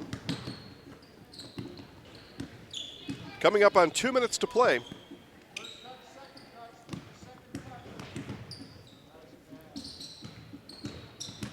In the lane, Oldham, kick out to McDonald. McDonald now tempts the lane, yet pulls up, and no. Could have been called with over the back. Instead, she retreats. Rebound brought down by Sam Wintz. 3 on the way. That one is off the backboard and long. Wintz has a little self-chuckle there. Trunkle on the drive. Now left-hander in the lane, gets it to roll in for Mahoney. Her 4th point, all 4. 2 made baskets here in the second half.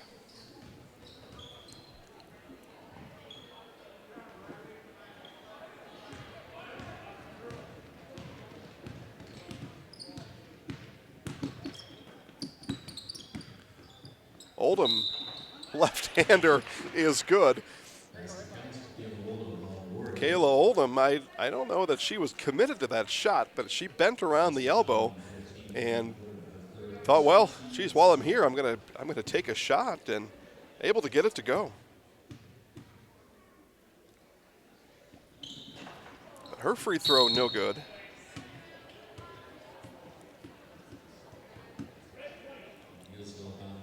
So 2 for 9 here in the game. Free throw shooting for Coach Geyer's Warriors, about the only thing you could say that didn't go well here today. Good hands on defense for Coach Geyer's squad. Plenty of points to go around, 56-17.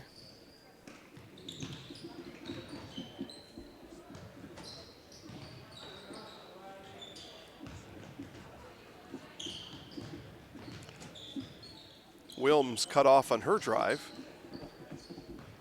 35 seconds left in the game, 56-17 Neillsville. Again, make sure to stay tuned to the Neillsville Dairy postgame show.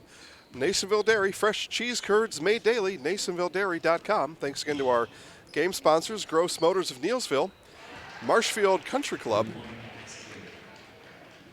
Bullseye Sports of Marshfield, Little Sprouts Learning Garden of Auburndale. Talk a little bit more about Little Sprouts Learning Garden in our next game. This game is going to come to a finish here. It'll be a 56-20 win here at the Auburndale Holiday Classic. Neillsville over Augusta.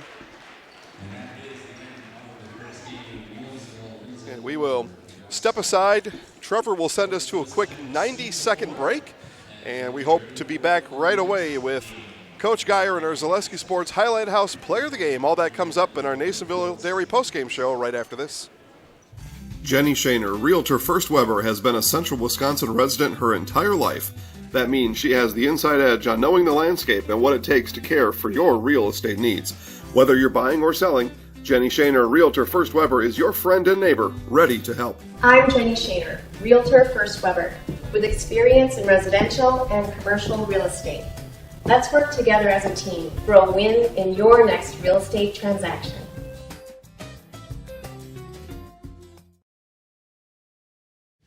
Grassland Dairy Products is your match for an exciting new career today. Go to grassland.com to see the opportunities waiting for you. Browse through careers like CDL truck driver, shipping and receiving, line tech, quality assurance, forklift, maintenance tech, inventory associates, and more. Great compensation, weekly pay, and zero premium company-paid health, dental, and life. Apply now at grassland.com or in person at Grassland Dairy Products, Fairground Avenue, just south of Greenwood. Property damage or loss is what Marshfield Insurance Agency is all about. We are the area's largest insurance agency, family owned for more than 30 years. An independent agency, we represent more than 40 A-rated insurance providers for home, auto, business, health, life, and more. Contact Marshfield Insurance Agency for a free quote today. All right, back in our Neillsville Dairy postgame show. Neillsville Dairy, fresh cheese curds made daily, neillsvilledairy.com. Here with Coach Geyer and Allie Shangarth. Coach, we'll start with you. A good defensive effort today for your girls, 56-20. A lot of quick hands, the zone tough to get through, and I know Augusta early on attempted to work the ball inside. A lot of those entry passes were denied. Talk about quick hands and your defensive effort here today. Yeah, I thought our defensive effort actually was excellent. We've been working hard. We've been working hard on trapping angles, been working hard on what we do behind the traps and what happens when the ball comes out of the trap. There were a couple times I thought we had excellent traps and we just didn't rotate well enough to get the steal. But yeah, overall, I thought our defensive effort was really good and stifled them pretty well offensively. And when they did get shots, I think they had a tendency to rush them, which is the intent of the defense. But yeah, you know, we haven't really found an inside game yet, so we have to create some easy baskets, and we were able to do that a little bit today. In a mid-season or an in-season tournament like this, do you attempt to experiment or attempt to kind of tinker around with some offense, some defense? Tell us about how you handle an in-season tournament like this. Well, I'll tell you, it comes at a really good time because, you know, a lot of times teams take a pretty big break during the Christmas break, and having this Christmas tournament keeps us kind of focused on practice and trying to accomplish some things. I think this is just a real key time of when you need to decide, you know, what your rotations are going to be, and what style you want to play, and what your strengths and weaknesses are, and how do you improve on the weaknesses, and how do you really enhance those strengths. And an in-season tournament like this is really helpful for that. The other thing that I told the girls before the game was this is really beneficial because when you get in the WIA tournament, and if you're going to make a run, you're going to play some back-to-back games, and you've got to be ready to handle that kind of situation. So it's just a great experience for us, and Auburndale does a really nice job of hosting this. Lastly, Coach, we'll talk about the Clover Belt East here just a little bit. Very stacked top of the conference right now. You and Columbus Catholic and Loyal all at the top. Talk about positioning, especially early on, and how being at the top of that group or the top of the larger group and ahead of Colby and some of the other teams really is an advantage, and how you plan to work on that when you start conference season back on January 3rd. Well, you know, the real key to it, and I've told the kids this after the Gilman loss, if you continue just to do your job and you take care of your own business, you can still win this thing. So the best part of being on top, moving into really the second half of the season, or the second part of the year anyway, is you control your own destiny. And so you just work on the things that you need to work on and try to take care of your own business and not worry about a lot of what is happening anywhere else. And we talked to the kids about you know, the NFL, and they talk about, well, if this team beats this team, and this team beats this team, and this team ties, and this team kicks a field goal, and this team does that, then you might make the playoffs. So it's a whole lot better just be able to control your own destiny, and right now we do that. Yeah, you certainly are. We'll talk to our Zaleski Sports Highlight House player of the game, Allie Shangarth. Thanks so much. Yeah, you're welcome. Thanks, Coach. We'll talk a little bit about that. Let's just talk about the conference season as you've seen it here to this point, Allie, and we'll talk about this game too. But you know, being able to snap that streak against Colby back on December 19th, how do you rate your team's performance so far here in 2019? We did have that one upset with us with Gilman, but we came back with it. And I think the Colby win helped us a lot, get our momentum back, and just realize that we can still come on top. Yep, 8 points here for you today. So specifically, let's start with offense. How were you able to, your teammates able to find you, get you the ball, and get you to score here today? Our defense, our pressure helps. When somebody else is pressuring, and you have the opportunity to go steal it and have yourself some easy baskets, and that's what helped me was my teammates pressuring the ball. You heard me ask Coach a couple of the questions about defense. I'm going to put it to you in a little bit different way. If you're playing against Neillsville and that defense that you're able to put out there, how would you attack that type of defense? How would you be able to? What would you think about coming into a game with a defensive team like that? Well, I'd be scared because I think we play good defense, but I would move the ball fast because you move the ball fast, then your defense starts to get pretty tired. So that would be my goal, is to move the ball. Obviously, a lot of support out there today. Katrina Craig with 8 points today. I thought she was really good at times, able to get her the ball down low. Of course, Bella, 11 points, and it seems like she can kind of score at will sometimes. What's it like to play with a collection of girls like that?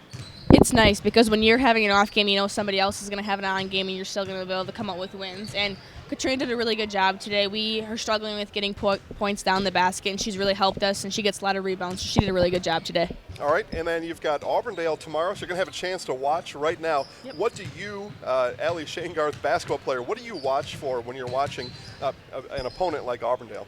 I watch for their defense, what defense they play, what offense they run. Do they backdoor cut? Do they, who's their shooters? Who rebounds the best? I just watch for the little things that help us win the games. Excellent. So Neillsville takes care of Augusta 56-20.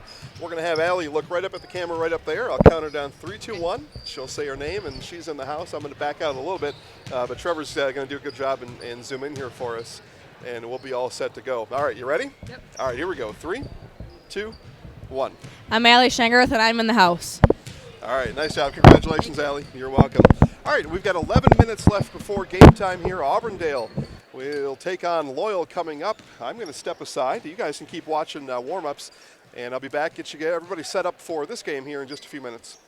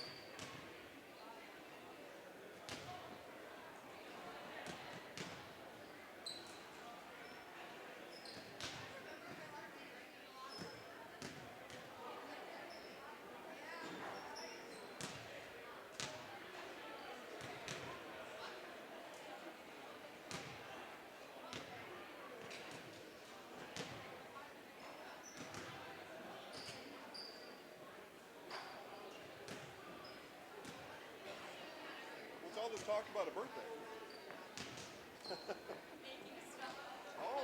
Well. That's what it is.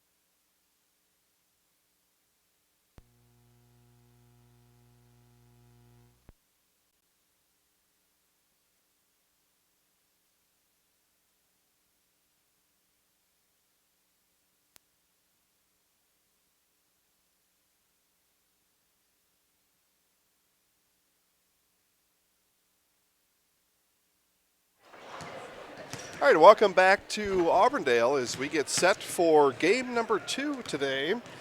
And the Auburndale Apaches hosting the Loyal Greyhounds.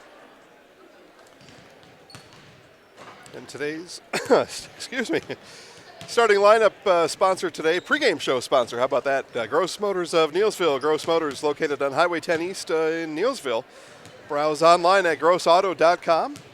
Find your favorite vehicle, then stop in a little bit later this afternoon and take it for a test drive. Again, that's grossmotors.com. Again, we are here in Auburndale at the Auburndale Holiday Classic, just about a couple minutes away from the start of this one. And for the Loyal Greyhounds come into this game at 6-1. They won their last game back on December 19th, 52-29. That was against the Spencer Rockets. And starting today for the Loyal Greyhounds, a junior number 2, Caitlin Lindner. She averages 7.1 points per game. Remy Geiger wears number 4. She's a senior. 1,000-point scorer for the Greyhounds, and she averages 21.4 points per game. Savannah Schley wears number 14. She's a junior. Kayla Bremer, another junior for these Hounds, wears number 22. And Bailey Bravener averages 9.5 points a game, wears number 34, is a senior. The Greyhounds are coached by Mike Reith. For the Auburndale Apaches out of the Merrillwood South, they come in with a record of 6-2. Their last outing was a couple Fridays ago. Actually, it may have been, just last Friday. How about that? December 20th. Up in Phillips, they took down the Loggers 68-47. And Auburndale Apaches are coached by Dale Owie. Coach Owie in his first year here in Auburndale as the head coach. Auburndale lineup is, as such, a senior, number 11, Taylor Stanton. A junior, number 14, Georgie Schmutzer. Schmutzer averages 8 points per game. Isabel Hilber, number 24, is a senior. Caitlin Kundinger, number 32. Caitlin, a junior, averages 10 points per game. Haley Grimm wears number 34. Grimm, a junior. And the Apaches are led by senior, number 40, Nat Owie. Owie averages 11 points per game for the Apaches. Again, the Greyhounds go Lindner, Geiger, Schley, Bremer, and Brevener. The Apaches go Stanton, Schmutzer, Hilber, Kundinger, Grimm, and Owie. Today's pregame show sponsored by Gross Motors of Neillsville. Gross Motors located on Highway 10 East in Neillsville. Browse hundreds, over 600 vehicles, I believe it is. Browse hundreds of vehicles online at grossauto.com. Pick out your favorite one, and right after today's game, head on over to Gross and take it for a test drive. Again, Gross Motors, located on Highway 10 East in Neillsville.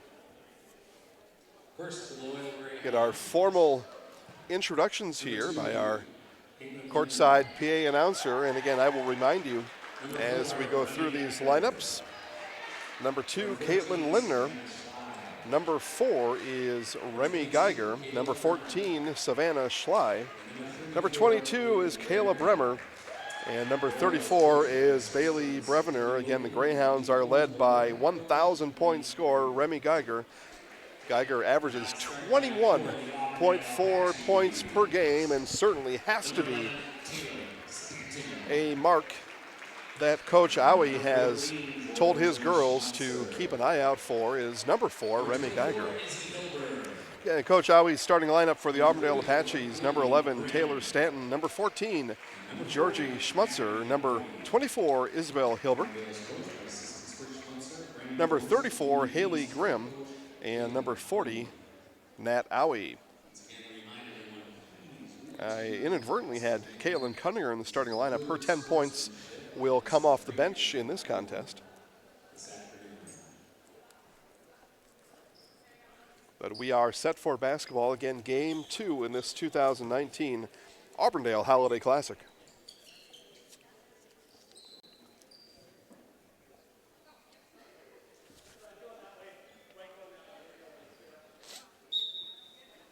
And the opening tip handled by the Hounds. Bremer tipped it back to Geiger. Geiger, baseline drive, floater, right hand, no good. And rebound going to be batted back in. Nice job. I believe that was Owie that batted that ball back in, and up the court comes Schmutzer, and permanently knocked out of bounds, but it'll stay with the Apaches. Owie from the wing, took a jab step, pulled it back out, over to Hilber.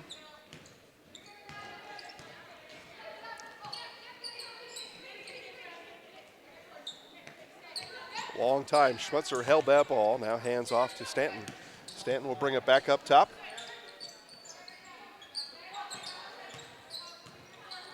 Apaches work the perimeter of this offensive half here.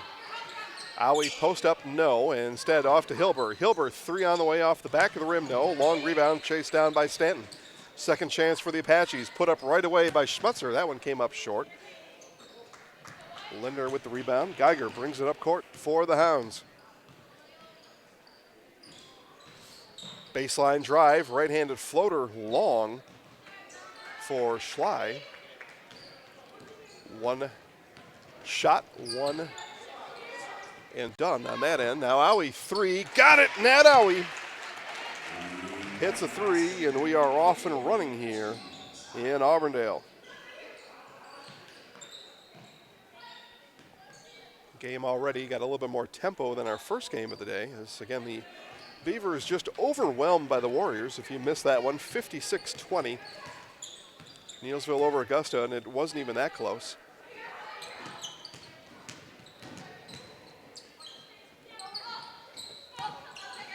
In the corner, Schmutzer with it. Looks into Auwe, bounce pass.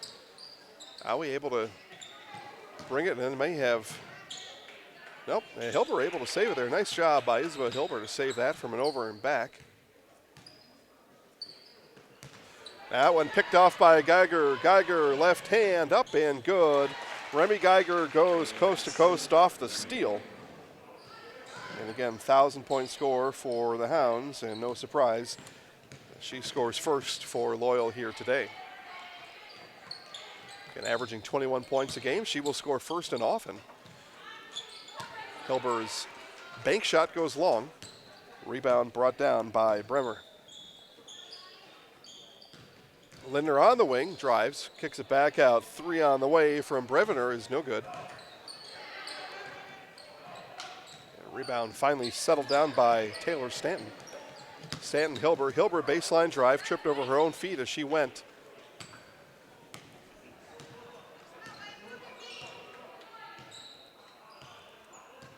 Geiger slowly coming up court. Now hands off to Lindner. Lindner in the lane. Kick out there almost missed Schley up top. Lindner right back with it in the lane, jump stop, kicks it back out.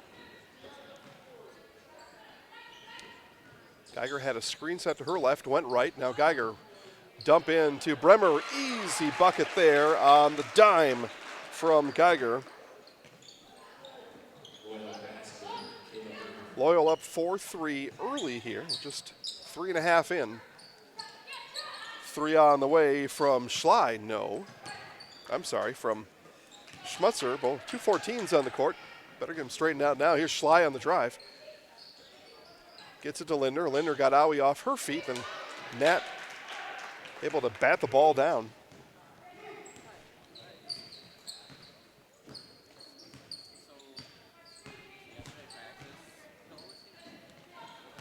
Stanton, her drive cut off there by Lindner, almost lost her footing. Now dump into Auwe. Auwe, quick turn and fire.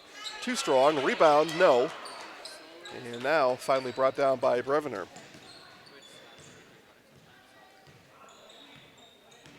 Good turn by Auwe, just a little bit long on the shot. See if she comes, I bet she will. Come back to that here soon. Hilber with the steal. Stanton picks up the ball.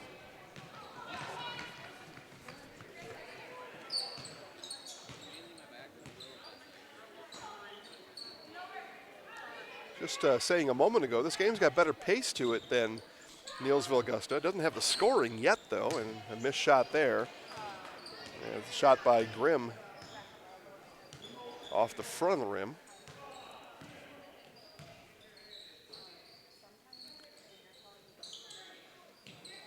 Hounds work the ball around all the way out to Geiger. Geiger now dump into Brevener off the bottom of the backboard. No, loose ball there, picked up by Grimm.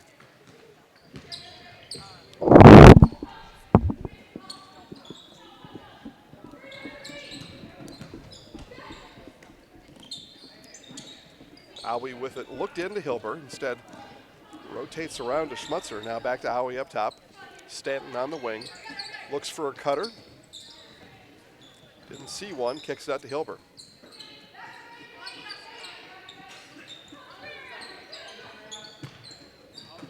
Now Hilber on the low block, turns with right hand, just a bit too strong. Fights, gets her own rebound. Nice job there by Isabel Hilber. Fight for and get her own rebound. Apaches will set up one more time. They trail 4-3, 12-10 left in the first half.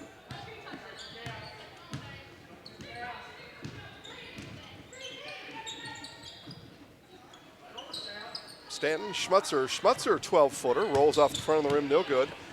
And nice job by Hilber. Hilber with the save. Stanton off the backboard, no. Nice solid work by Isabel Hilber on these last couple of possessions, but Auburndale not able to find the bottom of the net. They did get a 3 from Nat Owie about a minute into this one and haven't scored since.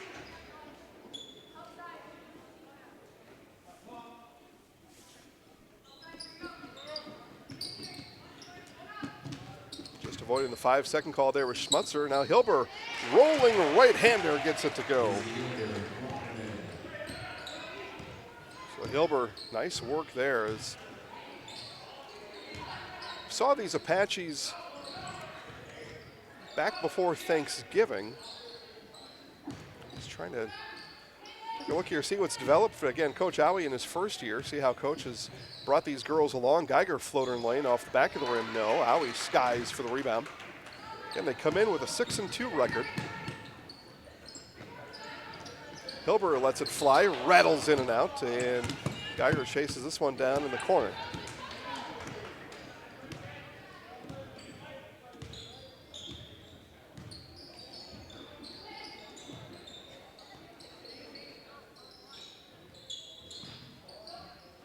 Geiger looks inside, now will drive on Hilber. Geiger to the rack and good.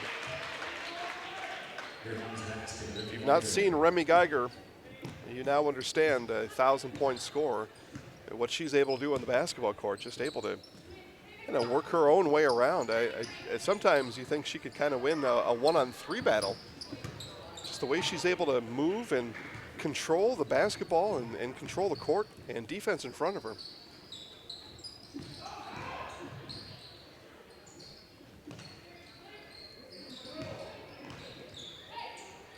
Gabriel Cabista wears 15. She's in the game. Actually checked in a few minutes ago. I apologize for not calling her until now, along with Natasha Telek. Telek wears 20. Geiger out to Lindner. Lindner looked into Telek, and now Telek gets the ball up top.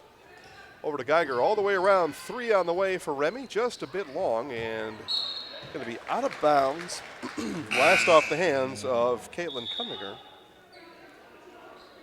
Cunninger in off the bench for Coach Owie's Apaches.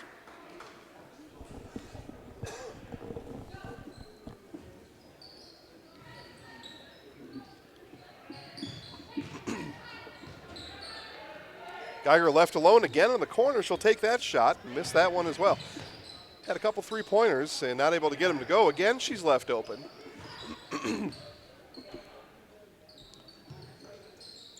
Lindner works the ball around to Schley. To Geiger, Lindner, 2 on the way, no. And we've got a timeout on the floor as Coach Owie's going to recalibrate his girls. We've got a loyal 1-point lead, 9:33 left in the half.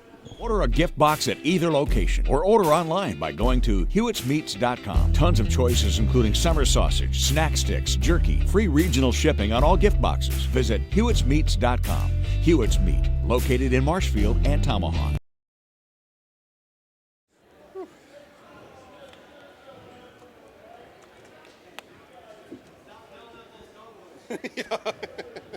I can't help that. That's going to happen.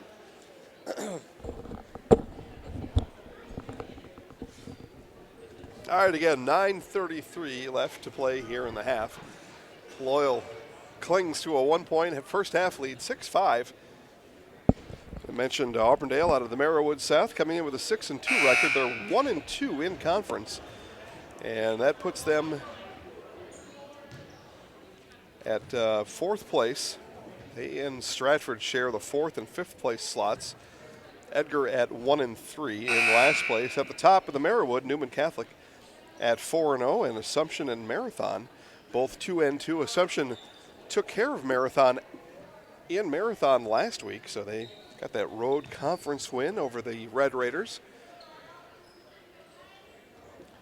They did fall to Newman Catholic early in the year, though. So firmly in second place are the Assumption Royals, and again, Auburndale won half game back of the 2-2 Royals and Red Raiders at 1-2. Owie's drive, that shot came up a little bit too strong, and Stanton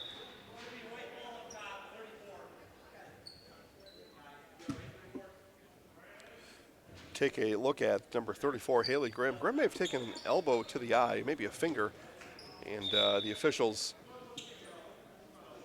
stop play here, and they're going to escort her to the bench, find out if perhaps Haley lost a contact or if it's something else. I didn't see what happened, so I'm not able to comment any further than that. Again, Jason Zaleski here courtside, Trevor Zaleski up top on the 1s and 2s as we bring you live and free sports, high school sports all year round here on the Zaleski Sports Network. We're in game 2 of 4 here today from the 2019 Auburndale Holiday Classic, the last of the girls' games. 2 boys' games tonight. Lindner, 3, Timber! Caitlin Lindner. She scores, gets a 3, and it's a 4-point Loyal lead here. Still about halfway, just a little bit past the halfway mark here in the first half. Shot long there from Kundinger. Now all the way down the court. Geiger rips all the way through the lane. Her shot goes long. She will shoot 2.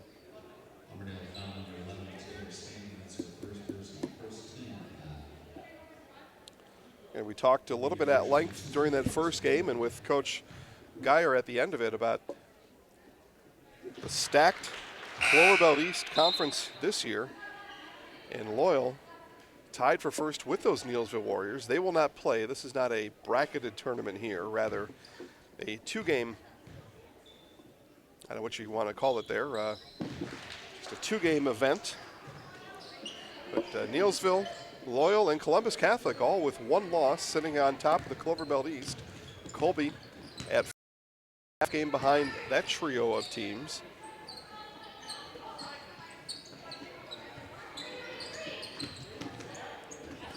Kick out to Stanton on the baseline. Owie, 17-footer, rattles it home.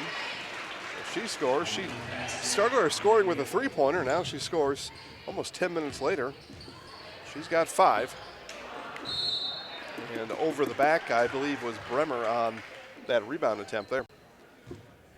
Again, you can find our Coach on the Couch preseason special with just about all these coaches. Coach Geiger, Coach Geyer,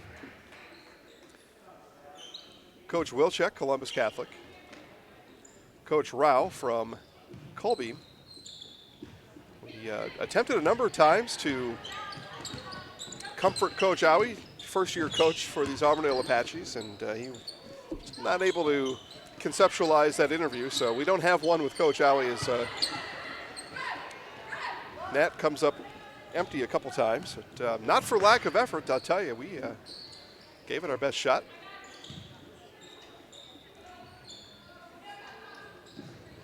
Just do a quick YouTube search and type in Zaleski Sports Coach on the Couch. You can find, by the time we were done, we did about 22 of them.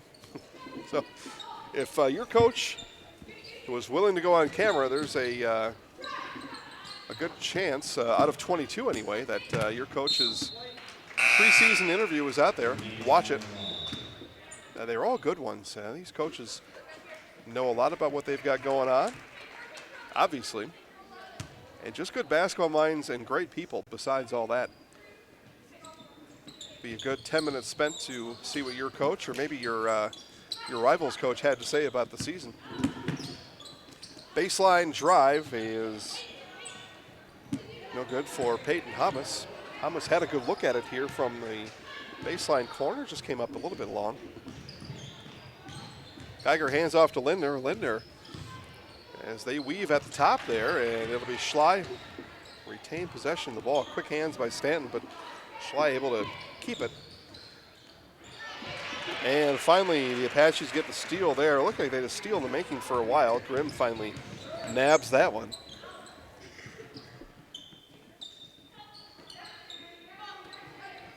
Stanton on the wing, looks over Lindner, looks for a cutter, finds Hilber. Now Hilber looked for a cutter there and found one, pass just a little bit too soft. It'll stay here with Auburndale.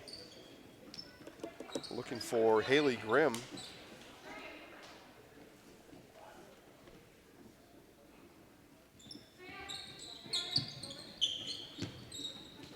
Kick out to Hilber, 3 on the way, off the front of the rim, no. So again, Auburndale having some trouble finding their rhythm here offensively. They've got 7 points. They trail by 4. And Geiger harassing, and now finally brought up to Hilber. Hilber now with some options. She's got one to her left. Shot there by Grimm is good. Nice pass from Hilber to Grimm as they beat the Greyhound pressure. 2-point game, under 6 to play in the first half. Falling under the basket was Kabista, but we're going to say she was contacted and was forced down. That foul will be the 3rd team foul for Auburndale, and it's the first for Grimm. My apologies, 2nd team foul, 1st for Grimm. As Caitlin Linder will take a seat for the Hounds. Geiger gets it into Kabista.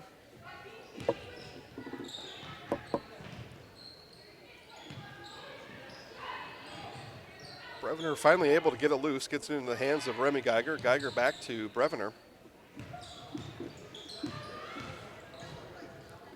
A wild shot off the backboard there, no good by Schley.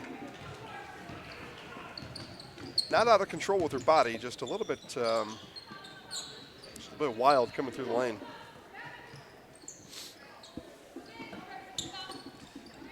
Hamas in the corner, again looks for a cutter, now drives baseline. Hamas around, Schley up and good. Nice job there by Peyton Hamas on the drive. 3 on the way, that one came up short from Schley.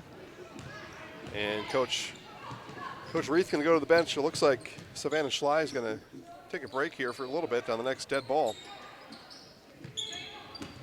Drive by Stanton, jump stop in, no, and Schley able to steal the ball away, and then they're going to call the foul on Peyton Hamas. And so Schley out, Caitlin Linder will come in, and Coach Reith is going to have a chance to coach up Savannah Schley a little bit on the bench, as she got a little bit outside of the offense there, I think. But that's what coaches are for. They reel you back in a little bit. Geiger again in the corner. Baseline floater off the front of the rim, no, and rebound brought down by Owie.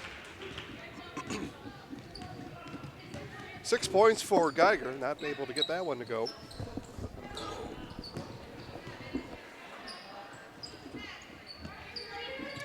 Staying on the wing, again looking for a cutter, instead gives off to Hilber. Hilber will bring it back up top.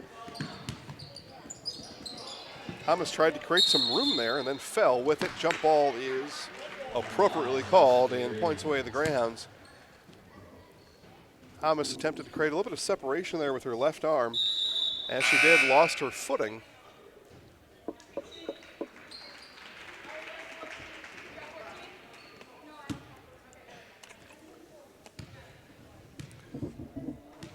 Tied at 11, 4 minutes left in the half.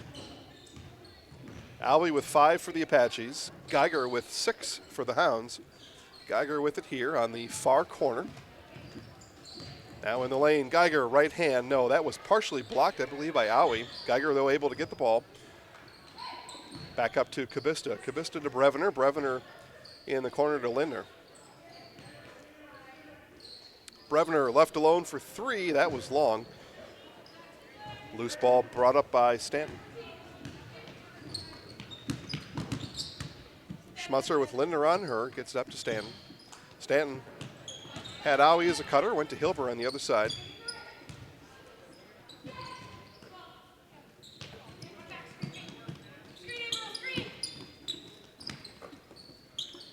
Apache's attempted pick and roll there. Now it'd be Owie, kick out to Grimm. Grimm gonna get it out to Schmutzer. Now Owie in the lane from the free throw line. Right-hander's too strong. Ball fought for, and they're going to say foul. I believe that foul is on Telek. Nope, they're going to call that one on Kabista. So Kabista will pick up the foul.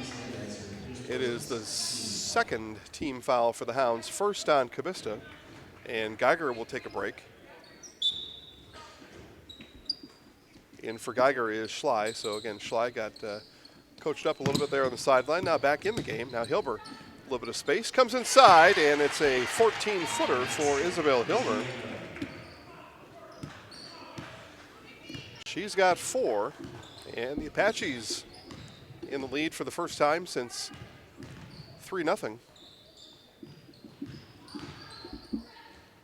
Drive, kick out, Brevner, Lindner. Now Brevner left that shot. Now gets it back up top. 3 on the way, Brevner off to the left. Rebound brought down by Hilbert. Schmutzer looked at the line, and they're going to say she traveled. Schmutzer took a dribble, looked down at where she was on the floor, and traveled.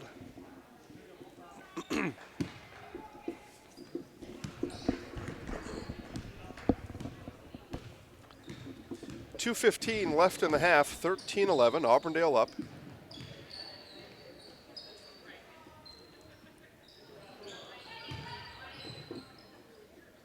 Schley with Hilber on Herm. Nice defense there by Isabel Hilber. Lindner now off the screen. Bounce pass to Brevner. Brevner off the backboard and good. Nice screen action on the weak side there for the Greyhounds, and basket for Bailey Brevner.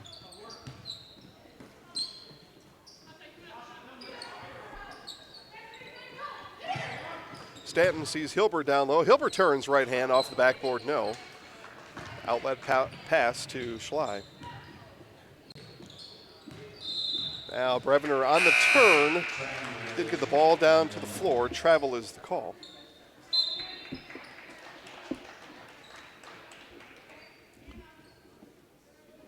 And Brevner will take a seat. Back in the game is Remy Geiger.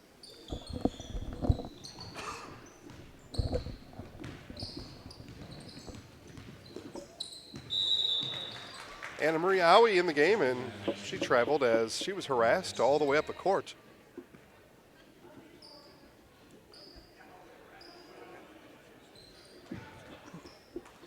(13-13).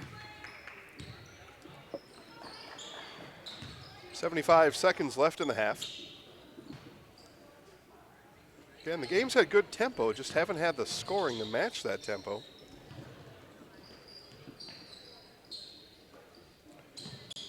Lindner waited for the defense to come to her. Paused, drove, kicked out. Now in the corner to Geiger. Geiger baseline spin, kick out to Kabista. Schley jump stop, and 40 seconds to go. That was an errant pass there by Telek. Apaches with a chance to go to halftime with the lead. And they're going to call a foul on Hilber. They're going to say she pushed on her way through. She was fighting for a loose ball with Schley.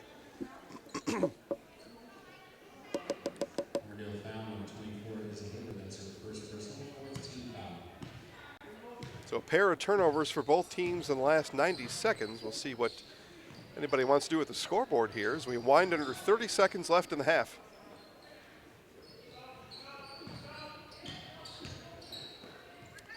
Geiger up top, gives it off to Lindner. Lindner looked inside to Kabista, now takes a Kabista screen.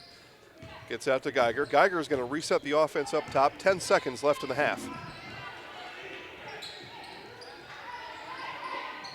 5 seconds. We've got 3 left. It's going to be a 3 from Schley at the buzzer. Good if it goes. Off the front of the rim, no.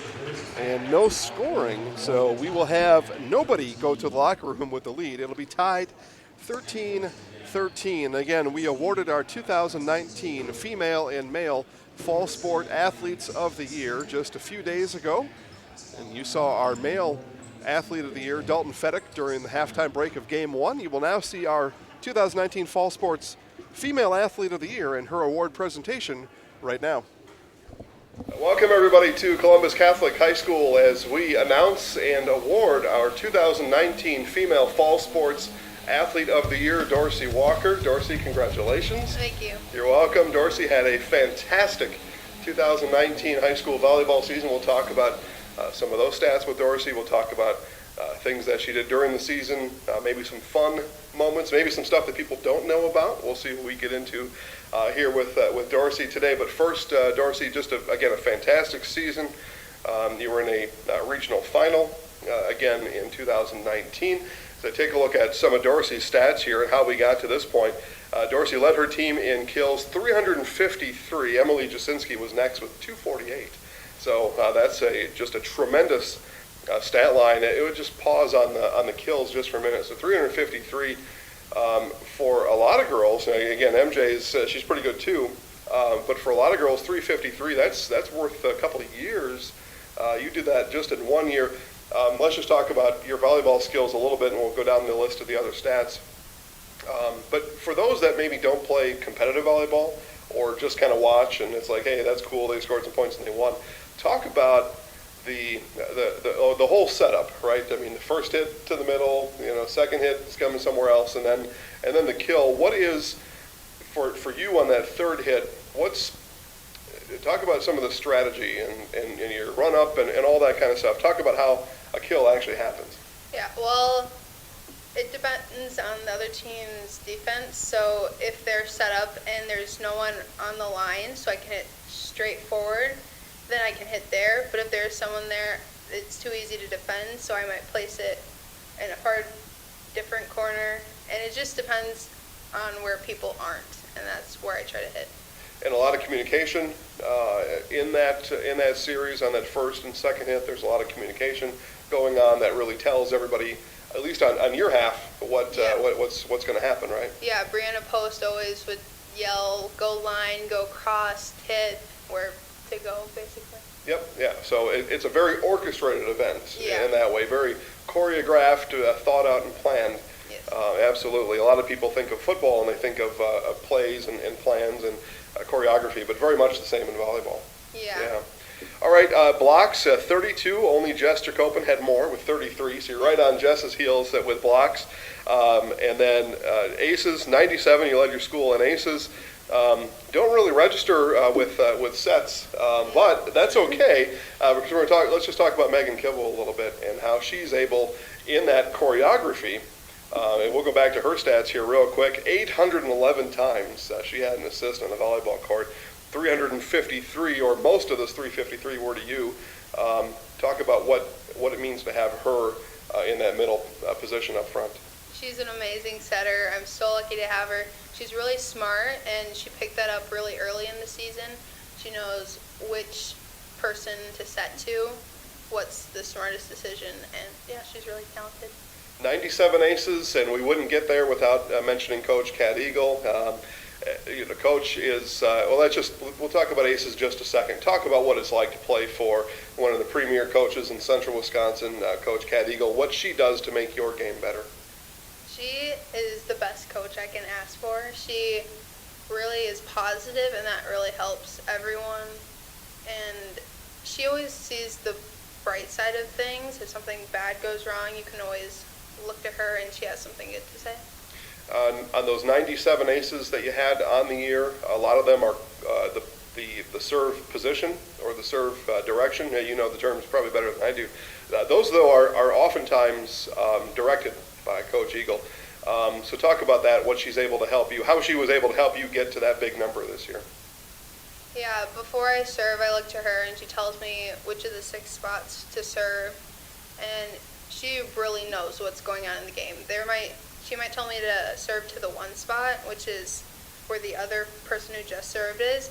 And I'll be like, they're really good at passing. I don't know why she would want me to go there, but that could be their setter or something, and then they're out of system.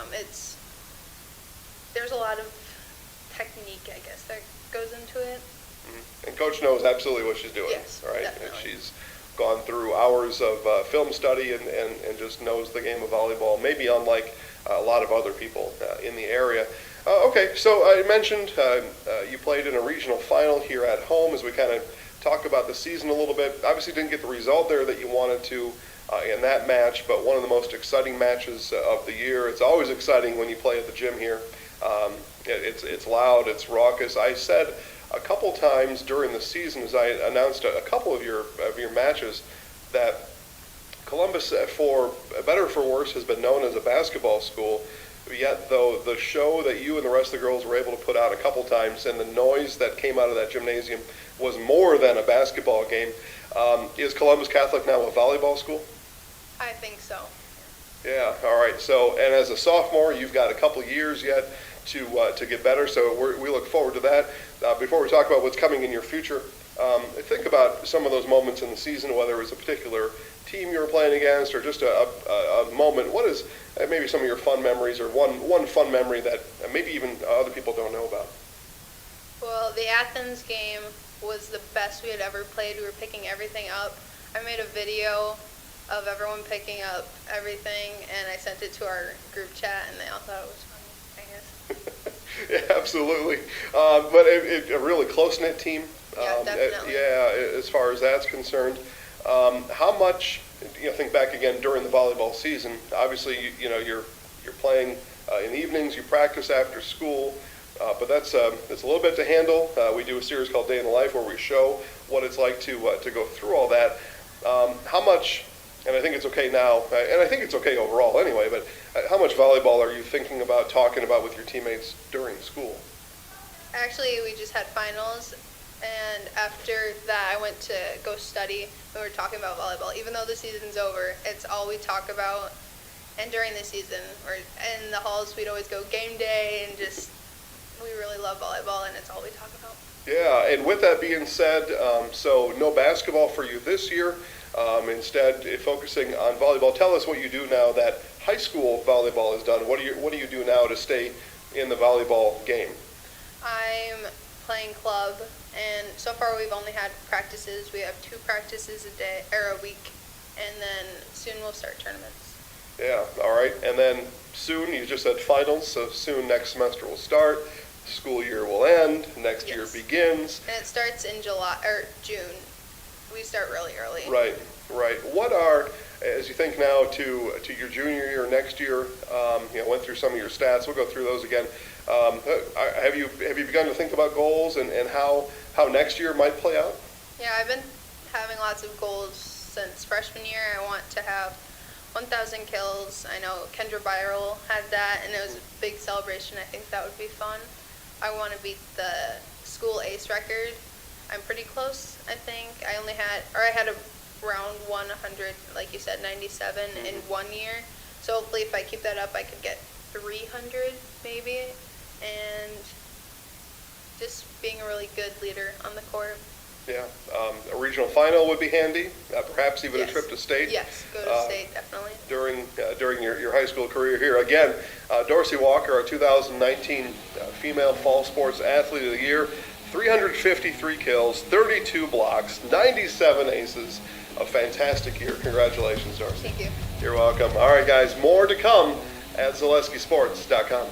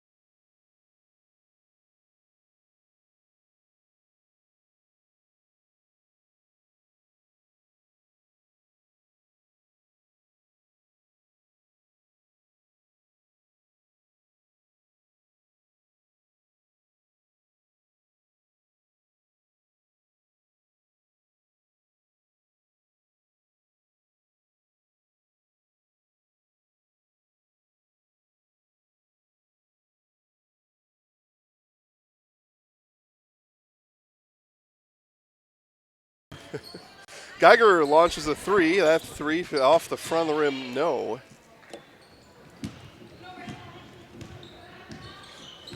15-13 Auburndale.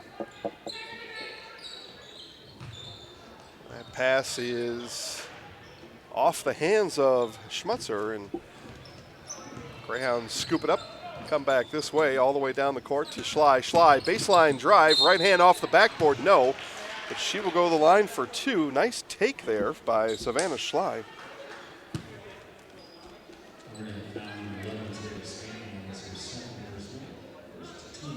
Stanton picks up her second, team first.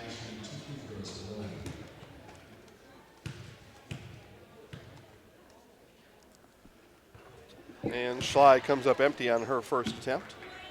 Still looking for the score sheet is Savannah Schley.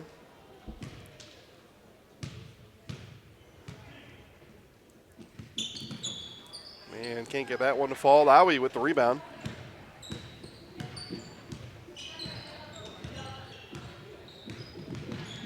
Two minutes off the second hand clock. We've had 2 points scored. Stanton tried to bend around the corner, give to Grimm. Grimm all the way over to Owie. Owie lost the ball on her baseline drive. Now back to Owie. She'll circle back up to the top.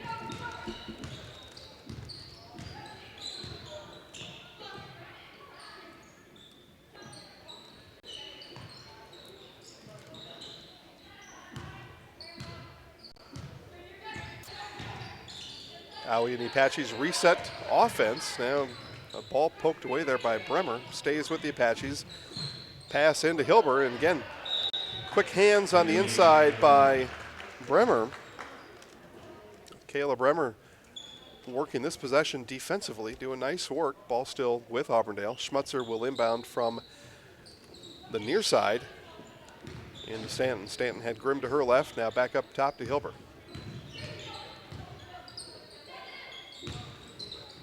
Straight up man defense by the Hounds.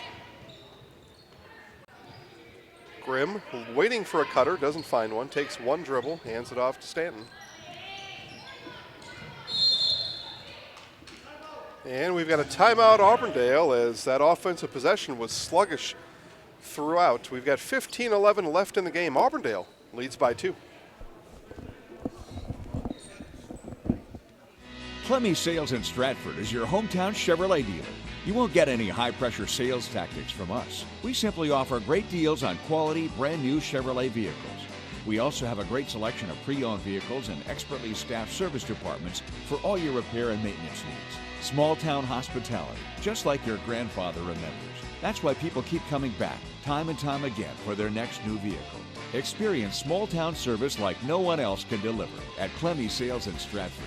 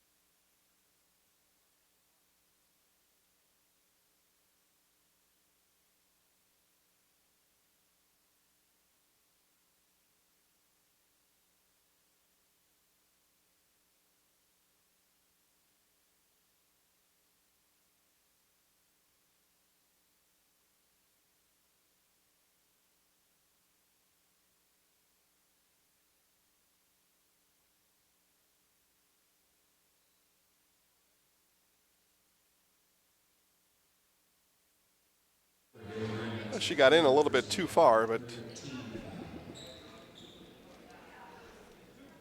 not the case.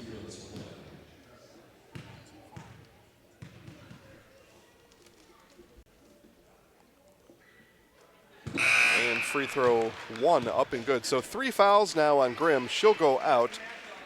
In her place is Caitlin Kundinger.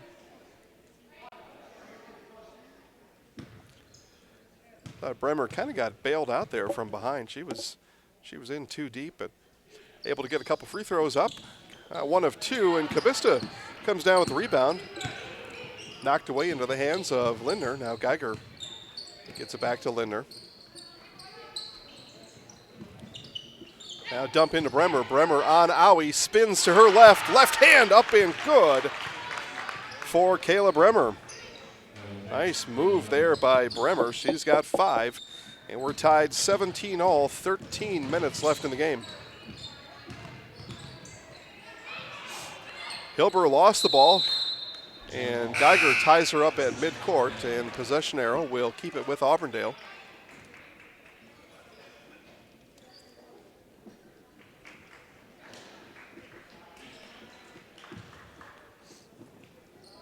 Bremer and her 5 points will sit momentarily. Geiger almost with the steal. Now Hilber up ahead, had to dribble that ball off her hip. Could have been called with a double dribble. Schmutzer, 3 on the way. Timber is Georgie Schmutzer with the 3. Her first points of the game. Auburndale reclaims the 3-point lead. Geiger right back with it. Timber goes Remy Geiger. Now the scoring starting to match our pace of the game, at least for most of it. Now Hamas bulldozed her way through that defense there. Hilber left her shot short, blocked from behind, but fouled. Foul will go on Natasha Telek. It'll be team foul number 2, and I believe the first for Telek it is. Coach Reith goes to his bench, taps Brevner on the shoulder. She'll come in after this first free throw by Hilber.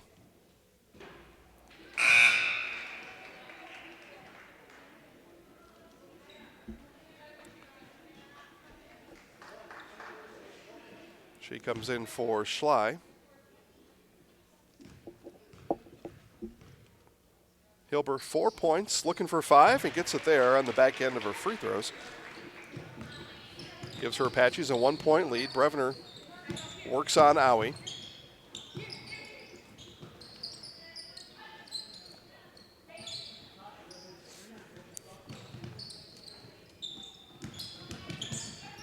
Geiger cut off in the lane by Hilber. Now Lindner looks at Schmutzer. Drives baseline, bounces it, and last off the hands of Hamas.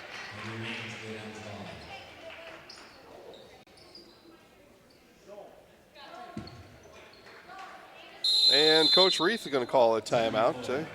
He wasn't quite settled with what was approaching there, and with 11:56 left, Auburndale 21, Loyal 20. Nuts Deep in Marshfield and Spencer is open now for Friday Fish Fry. Get to Nuts Deep now, get your fish fry, and watch this game. That's right, have your fish and watch the game. You get it all at Nuts Deep. You can also visit Nuts Deep Express Grab and Go in Marshfield, just south of 14th Street on South Central Avenue. Nuts Deep is open late after the game. We'll see you there.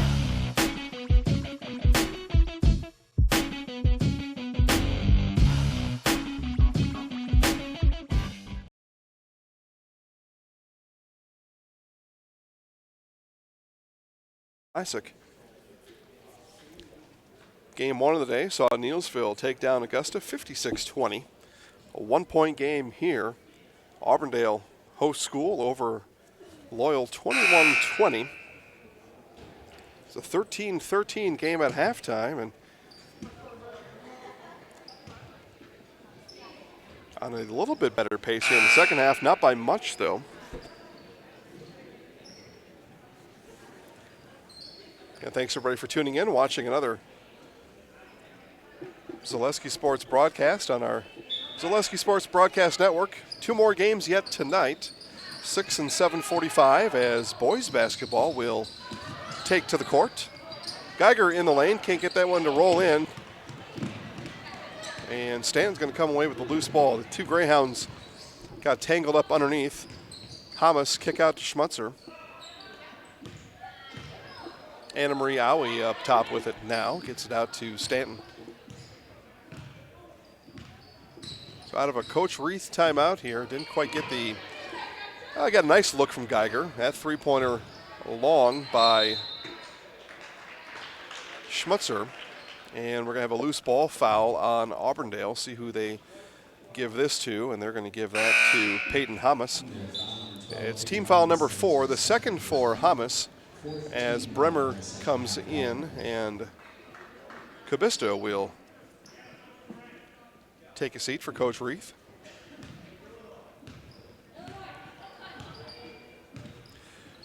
$11:15 left in the game, 1-pointer. Auburndale leads by 1. Brevner up top, had a little bit of trouble corralling that ball. Lindner looked to Bremer down in the blocks. We're going to work the ball back around the other side. Bremer this time will set a screen for Lindner. Lindner stopped her dribble. Now kick out Brevner. Brevner 3. That was blocked by Owie.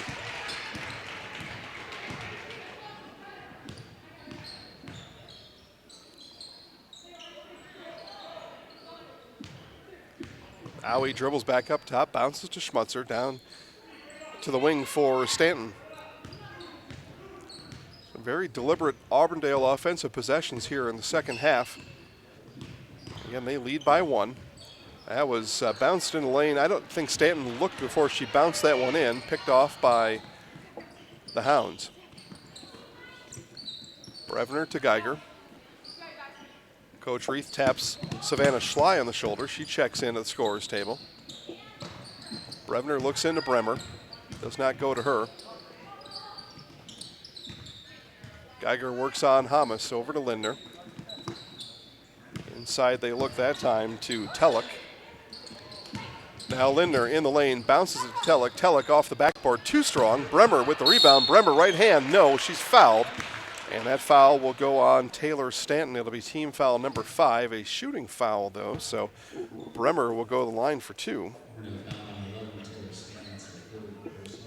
Bremer 1 for 2 from the line today.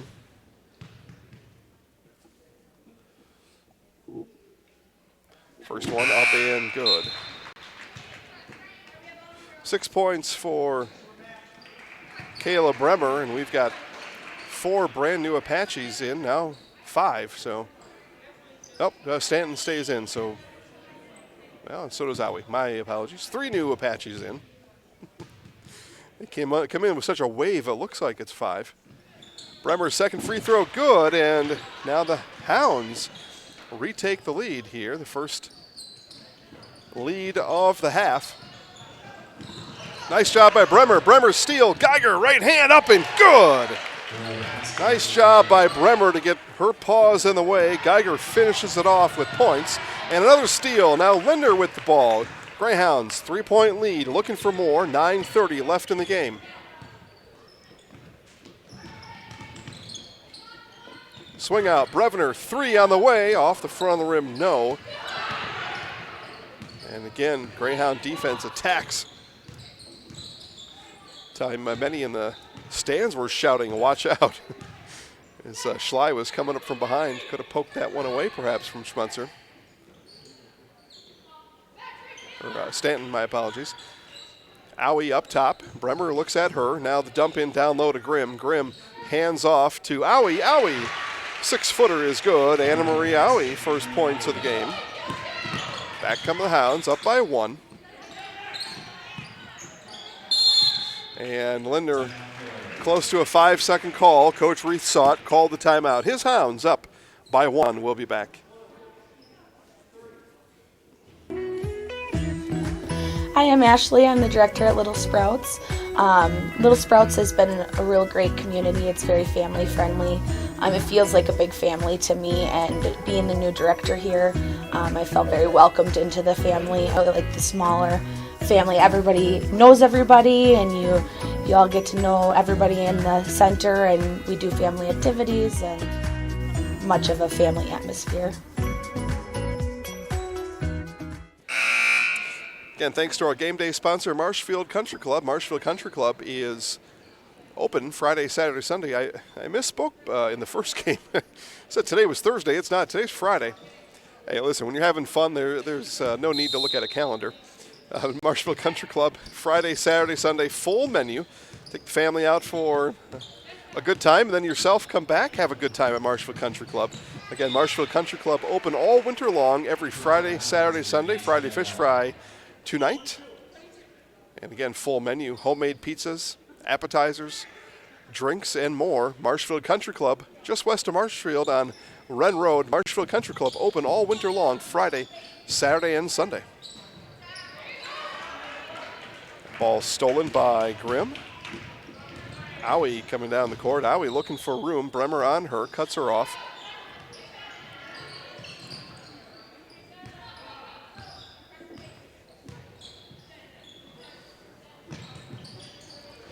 Now Owie to Owie there. Nat Owie in the lane, right hand, no, but she'll go line for two. I believe this foul is going to be on Bremer. It is Bremer's second foul. It's a team foul number 3 for the Hounds. Owie to the line for two. She's 2 for 2 shooting. Both of those shots came here in the second half. Now 3 for 3 from the free throw line for Nat Owie. 10 points as she enters double digits. First of that variety for the Apaches. Geiger has 12 for the Hounds. She leads all scorers. Owie now right behind her with 11. 1 point Auburndale lead. As we go back and forth here in the second half. Schley harassed by Stanton. Now Schley turns the corner, baseline, kick out to Geiger. Geiger 3 on the way. Shot that one long. Had to shoot it over 2 Apaches and put a little bit too much on it.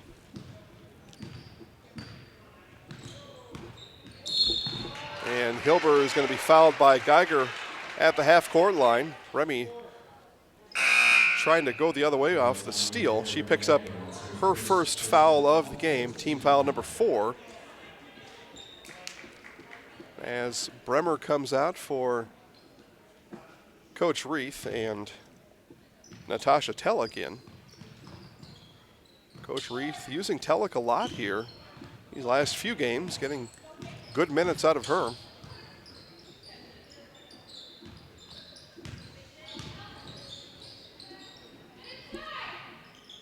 And the Owies play catch on the far side. Now dump into Grimm. Grimm turns left hand. No. Rebound brought down by Kabista. Nice look by Grimm. May have rushed the shot just a bit. 7:15 left. Hounds down by 1 with the ball. Nice job there by Grimm. Poke that one away.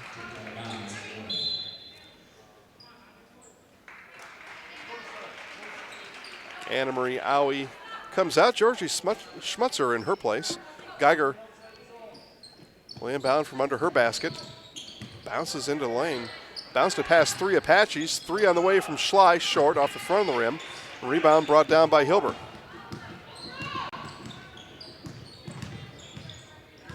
Hilber and Geiger again doing battle, coming down the court. And steal there by Kabista. Kabista with Hilber. And Hilber, good job there on defense. Good recovery by Hilber to at least poke that one away and avoid or prevent the easy basket for Kabista. Now the Hounds will inbound. Geiger again under her basket. Gets it up to Lindner. Lindner 3 straight on off the back of the rim. No. Rebound fought for, and Schley's got hands on it. Jump ball. It'll stay here with Loyal.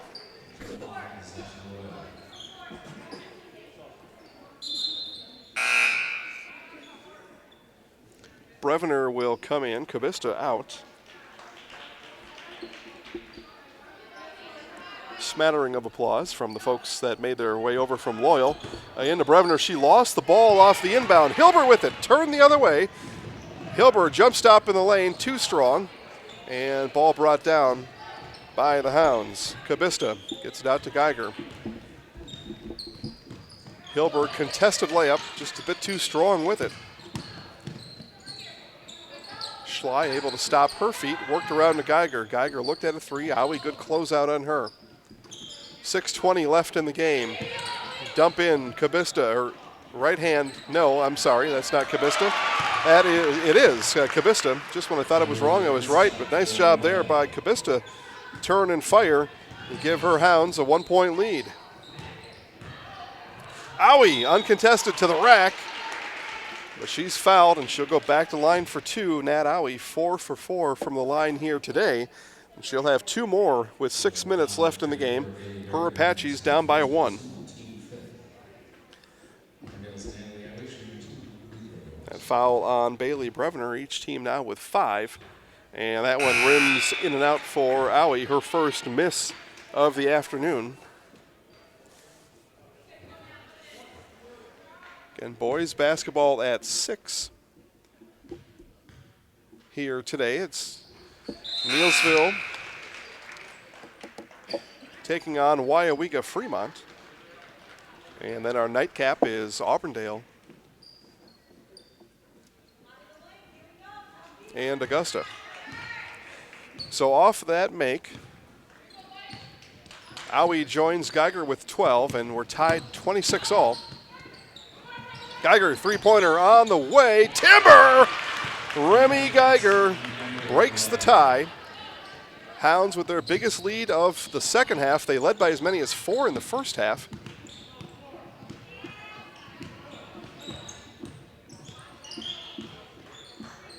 Actually, it was 12-4. They led by 4. Again, just when I thought I was wrong, I was right. Owie dump in to Hamas. Hamas underhand shovel to Stanton. She went up. She was fouled on her way through, and she'll go to the line for 2.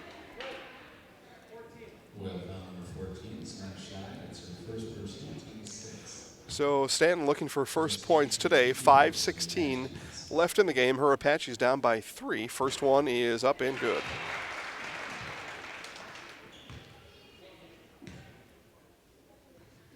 Quick shooting Taylor Stanton missed that one. Long rebound comes up to Geiger. Geiger, full head of steam, kicks out to Lindner. Lindner foot on the line. No, kick out to Bremer.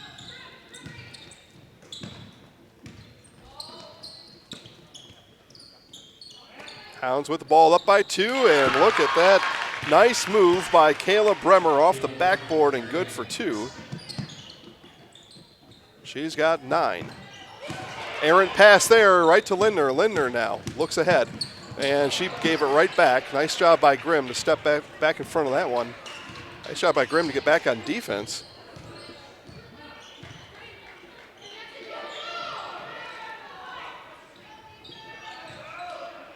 Hamas, long look inside. Now gets to Owie. Owie spins left, shoots right, no. Schmutzer with the rebound. Schmutzer kick out. Owie all the way around the other side, and the 16-footer for Nat Owie is good.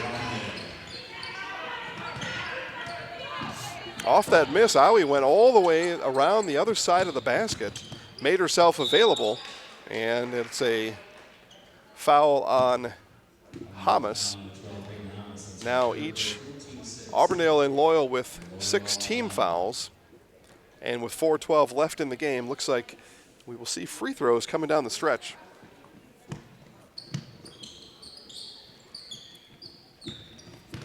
Two-point Loyal lead. Greyhounds with the ball. Schley on the drive, right hand, and we've got a foul there. I think that's on Nat Owie. She thought she got all ball. Yep. Foul is on Owie. It'll send Savannah Schley to the line for 2.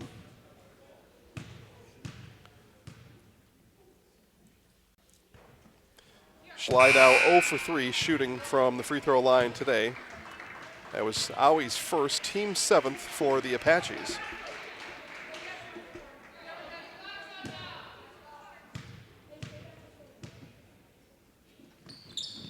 And Schley gets that one to go. Now 1 for 4 from the line, but she gives her Greyhounds a 3-point lead as we play under 4 left here in what's turned out to be a pretty good game. Yeah, we were tied 13 all at halftime.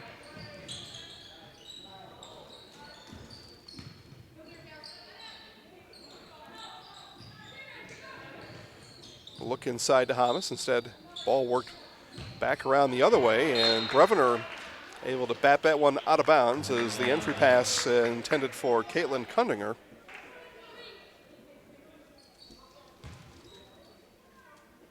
Kundinger comes in the game averaging 10. She's not scored yet today with the ball now in the corner. Kicks it up to Hamas. Hamas calmly dribbles back up top. There's the word I was looking for. Now Hamas gets the ball in the wing, looks inside to a cutting Hilber. Now Hilber stands in the corner. Entry pass to Schmutzer. Schmutzer turns right hand, no.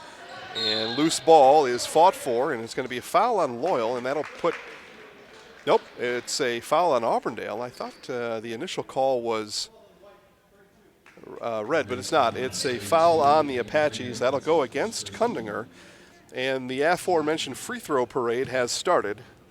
8 team fouls for Auburndale, and that'll put Bailey Brevner at the line for a 1-and-1. Close game, a lot of fouls, and there's going to be a lot of free throws. My experience, anyway. That free throw, no. A long rebound comes out to Lindner.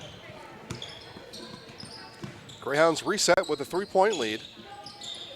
Bremer had position, now will come out and work around back up top. Now they feed inside to Brevner. Brevner drop step, bounce pass, no. Again, she didn't look through the lane before she bounced that through. I think she was assuming Bremer was there and bounced it into a couple Apaches. Fortunate, Loyal able to retain possession.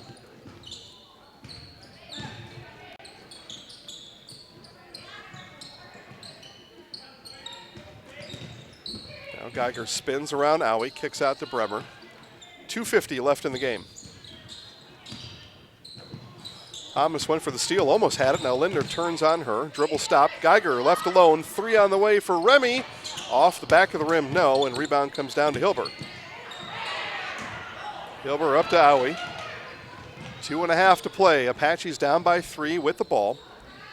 Inside to Kundinger, kick out. Hilber, 3 on the way. Timber! Isabel Hilber gets that one to fall. Her first field goal of the half. She's got 8. And we're tied at 32.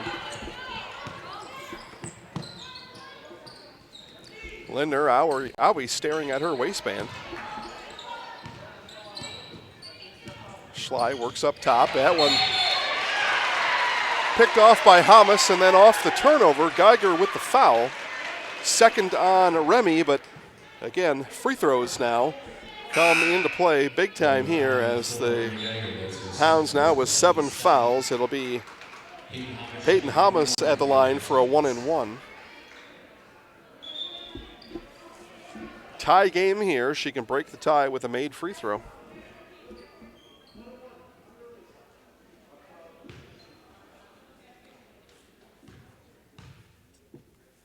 Free throw by Hamas off to the right, no good. Long rebound comes out to Nat Owie. Owie with 2 minutes left, skip pass over to Schmutzer. Schmutzer looks in at Grimm, goes the other way to Hilber.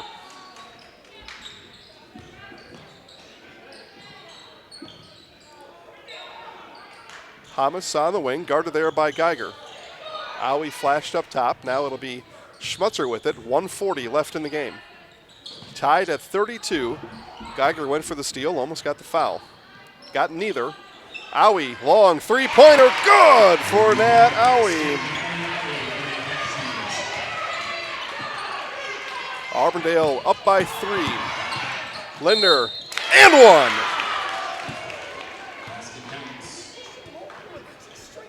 Solid drive there by Caitlin Lindner.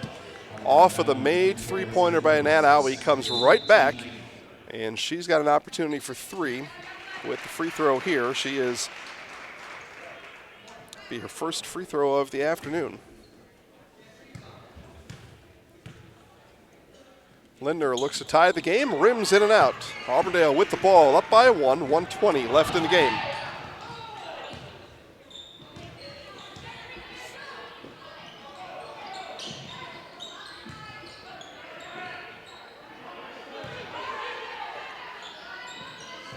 Coming up on 1 minute to play. Geiger went for a steal, got in front of Hilber, denied the entry pass, and we'll have a timeout on the floor as Coach Reith and the Loyal Greyhounds will take a timeout.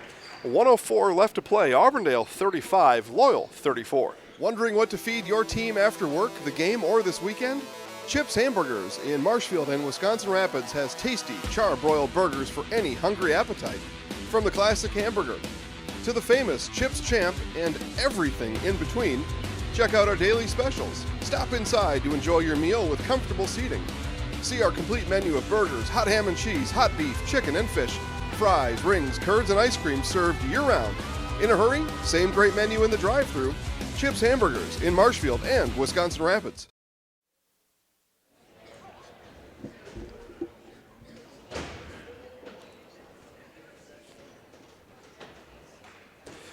Thanks to our game day sponsor, Little Sprouts Learning Garden of Auburndale.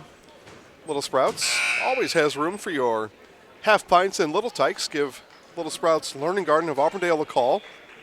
We're now in the Christmas break here, and you may be thinking, well, all right, I'm going to do this, going to do that, need a place for my little one to go. Give Little Sprouts Learning Garden of Auburndale a call, or look up Little Sprouts Learning Garden of Auburndale on Facebook. Send them a message today. 1:04 left out of the Loyal timeout. Pass comes in to Stanton up top as we hit 60 seconds left in the game. Hilbert guarded by Geiger.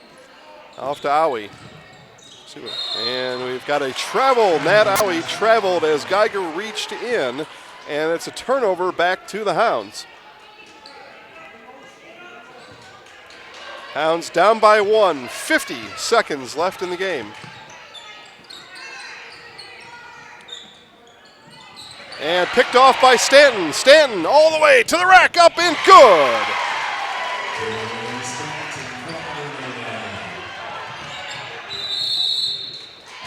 And we've got another timeout on the floor. 37-34 Auburndale, 36 seconds left. We'll be back.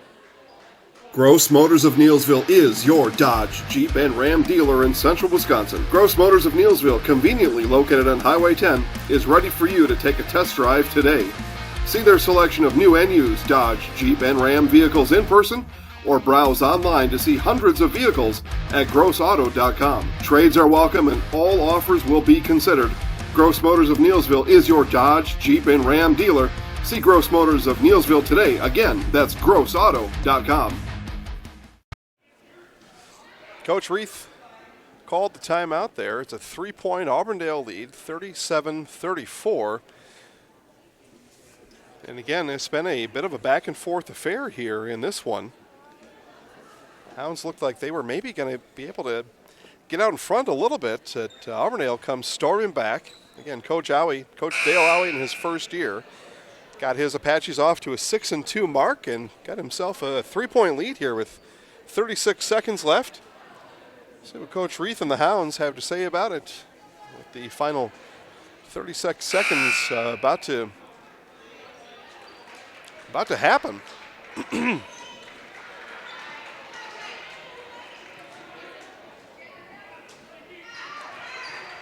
Geiger, 15 points. Caleb Bremer's got 9 points. Those are two options here for Coach Reith out of this timeout. And Geiger will start with it up top. Her Hounds down by 3. Gives it off to Lindner. Geiger works her way through a series of screens. Now kick out to Brevener. Brevener, that one nearly intercepted there by Stanton. As Stanton goes 6 rows deep into the bleachers. As she worked for that steal, they are attempting to get Geiger open for a 3. It's just the Apache defense up to the task. Geiger with the ball here as we play under 20 seconds to go. Brevener, 3 on the way. It would tie it, no. And rebound brought down by Hilbert. 10 seconds left. Owie with it. Coach Reith looking for a foul and does get one with 6.4 seconds to go. The Hounds took about 10 seconds off that clock. I don't know that you could really blame anybody in particular. It's just ball was going the other way. Greyhounds are just trying to chase the ball down, let alone get a foul. They will send Georgie Schmutzer to the line for a 1-and-1, and that one rims out. Rebound brought down. 3 seconds left. Need to be a three-pointer here. Geiger will shoot it, and it was blocked, but Hilbert will be charged with the foul, and Remy's going to go to the line for 3. We'll see if they put any time back on the clock. That'll be what to be talked about here. See if any time is put back on the clock. If not, Geiger's going to have to hit all three to send us to overtime. Otherwise, it'll be an Auburndale win.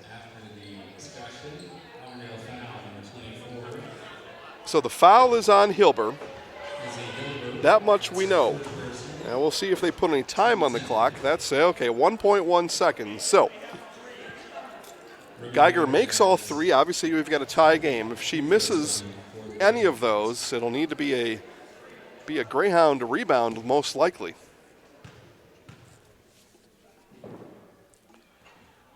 And Geiger misses that first one. So, see if Coach Reith pulls the trigger on a timeout here. He may let Geiger shoot one more before he calls the timeout. So you have to set something up, I believe. And he does call the timeout here. We'll keep it here as we talk about this here just a little bit. So Geiger fouled on her way through. She leaned into one and leaned into Hilber. Hilber had arms up but was moving.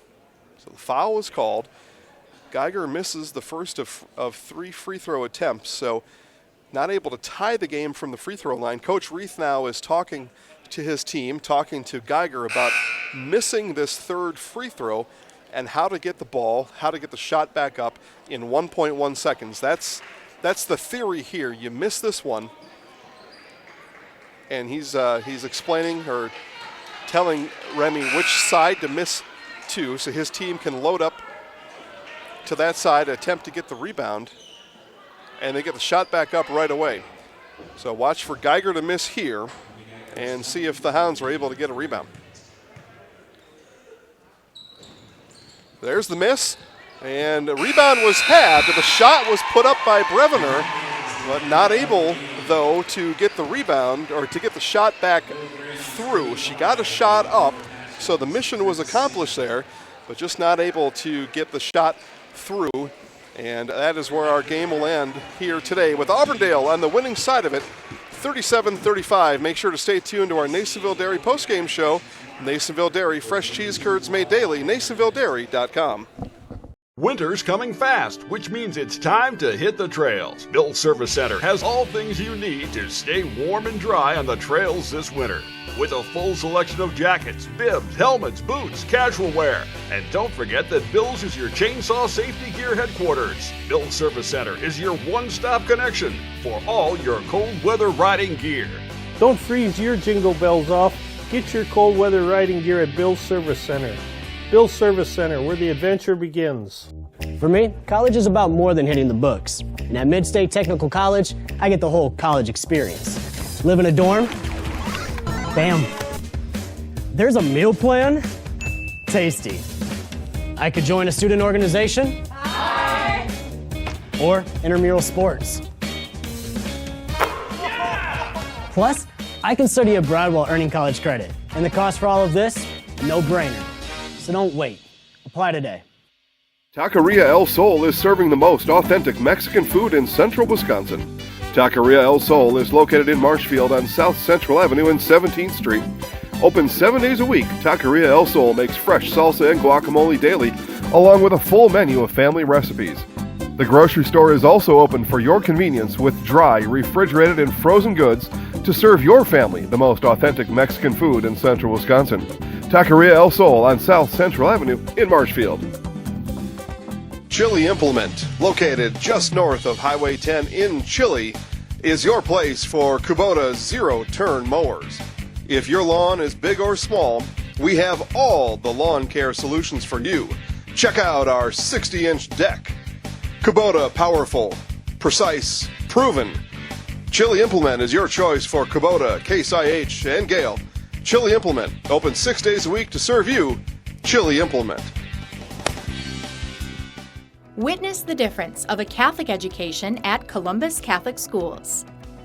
I think everyone should just know. Neillsville Dairy, family owned and operated, bringing you fresh cheese curds made daily, along with many other varieties of Wisconsin-made cheeses and treats.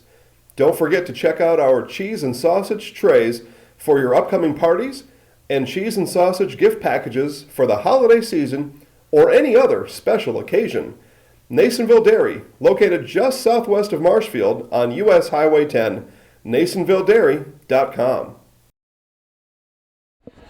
All right, back here at our Neillsville Dairy postgame show. Neillsville Dairy, fresh cheese curds made daily. NeillsvilleDairy.com. Here with our Zaleski Sports Highlight House player of the game, Nat Owie. 13-13 at halftime, Nat. It was a sluggish first half. Let's just start there. Tell us about the first half, your first half effort. You had 5 points in the first half, but I don't know that you got everything out of the first half that you maybe could have. Yeah, I agree. I think defensive intensity was a little low in the first half, and our offense just really wasn't moving much. Second half, had talk in the locker room, needed to come out intense on defense, and that's what we did. So. You led all scorers tonight with 17 points. Talk about your offensive effort and how your teammates were able to find you, especially in that second half. Yeah, I think our offense moved better in the second half. Because of my teammates is why I scored. So. Yeah, and then a furious finish there at the end. You had to withstand Geiger in 3 potential free throws to tie the game, and then you had to withstand an offensive rebound off of that. What did Coach tell you in the huddle with 1.1 seconds left, and how to close out the game?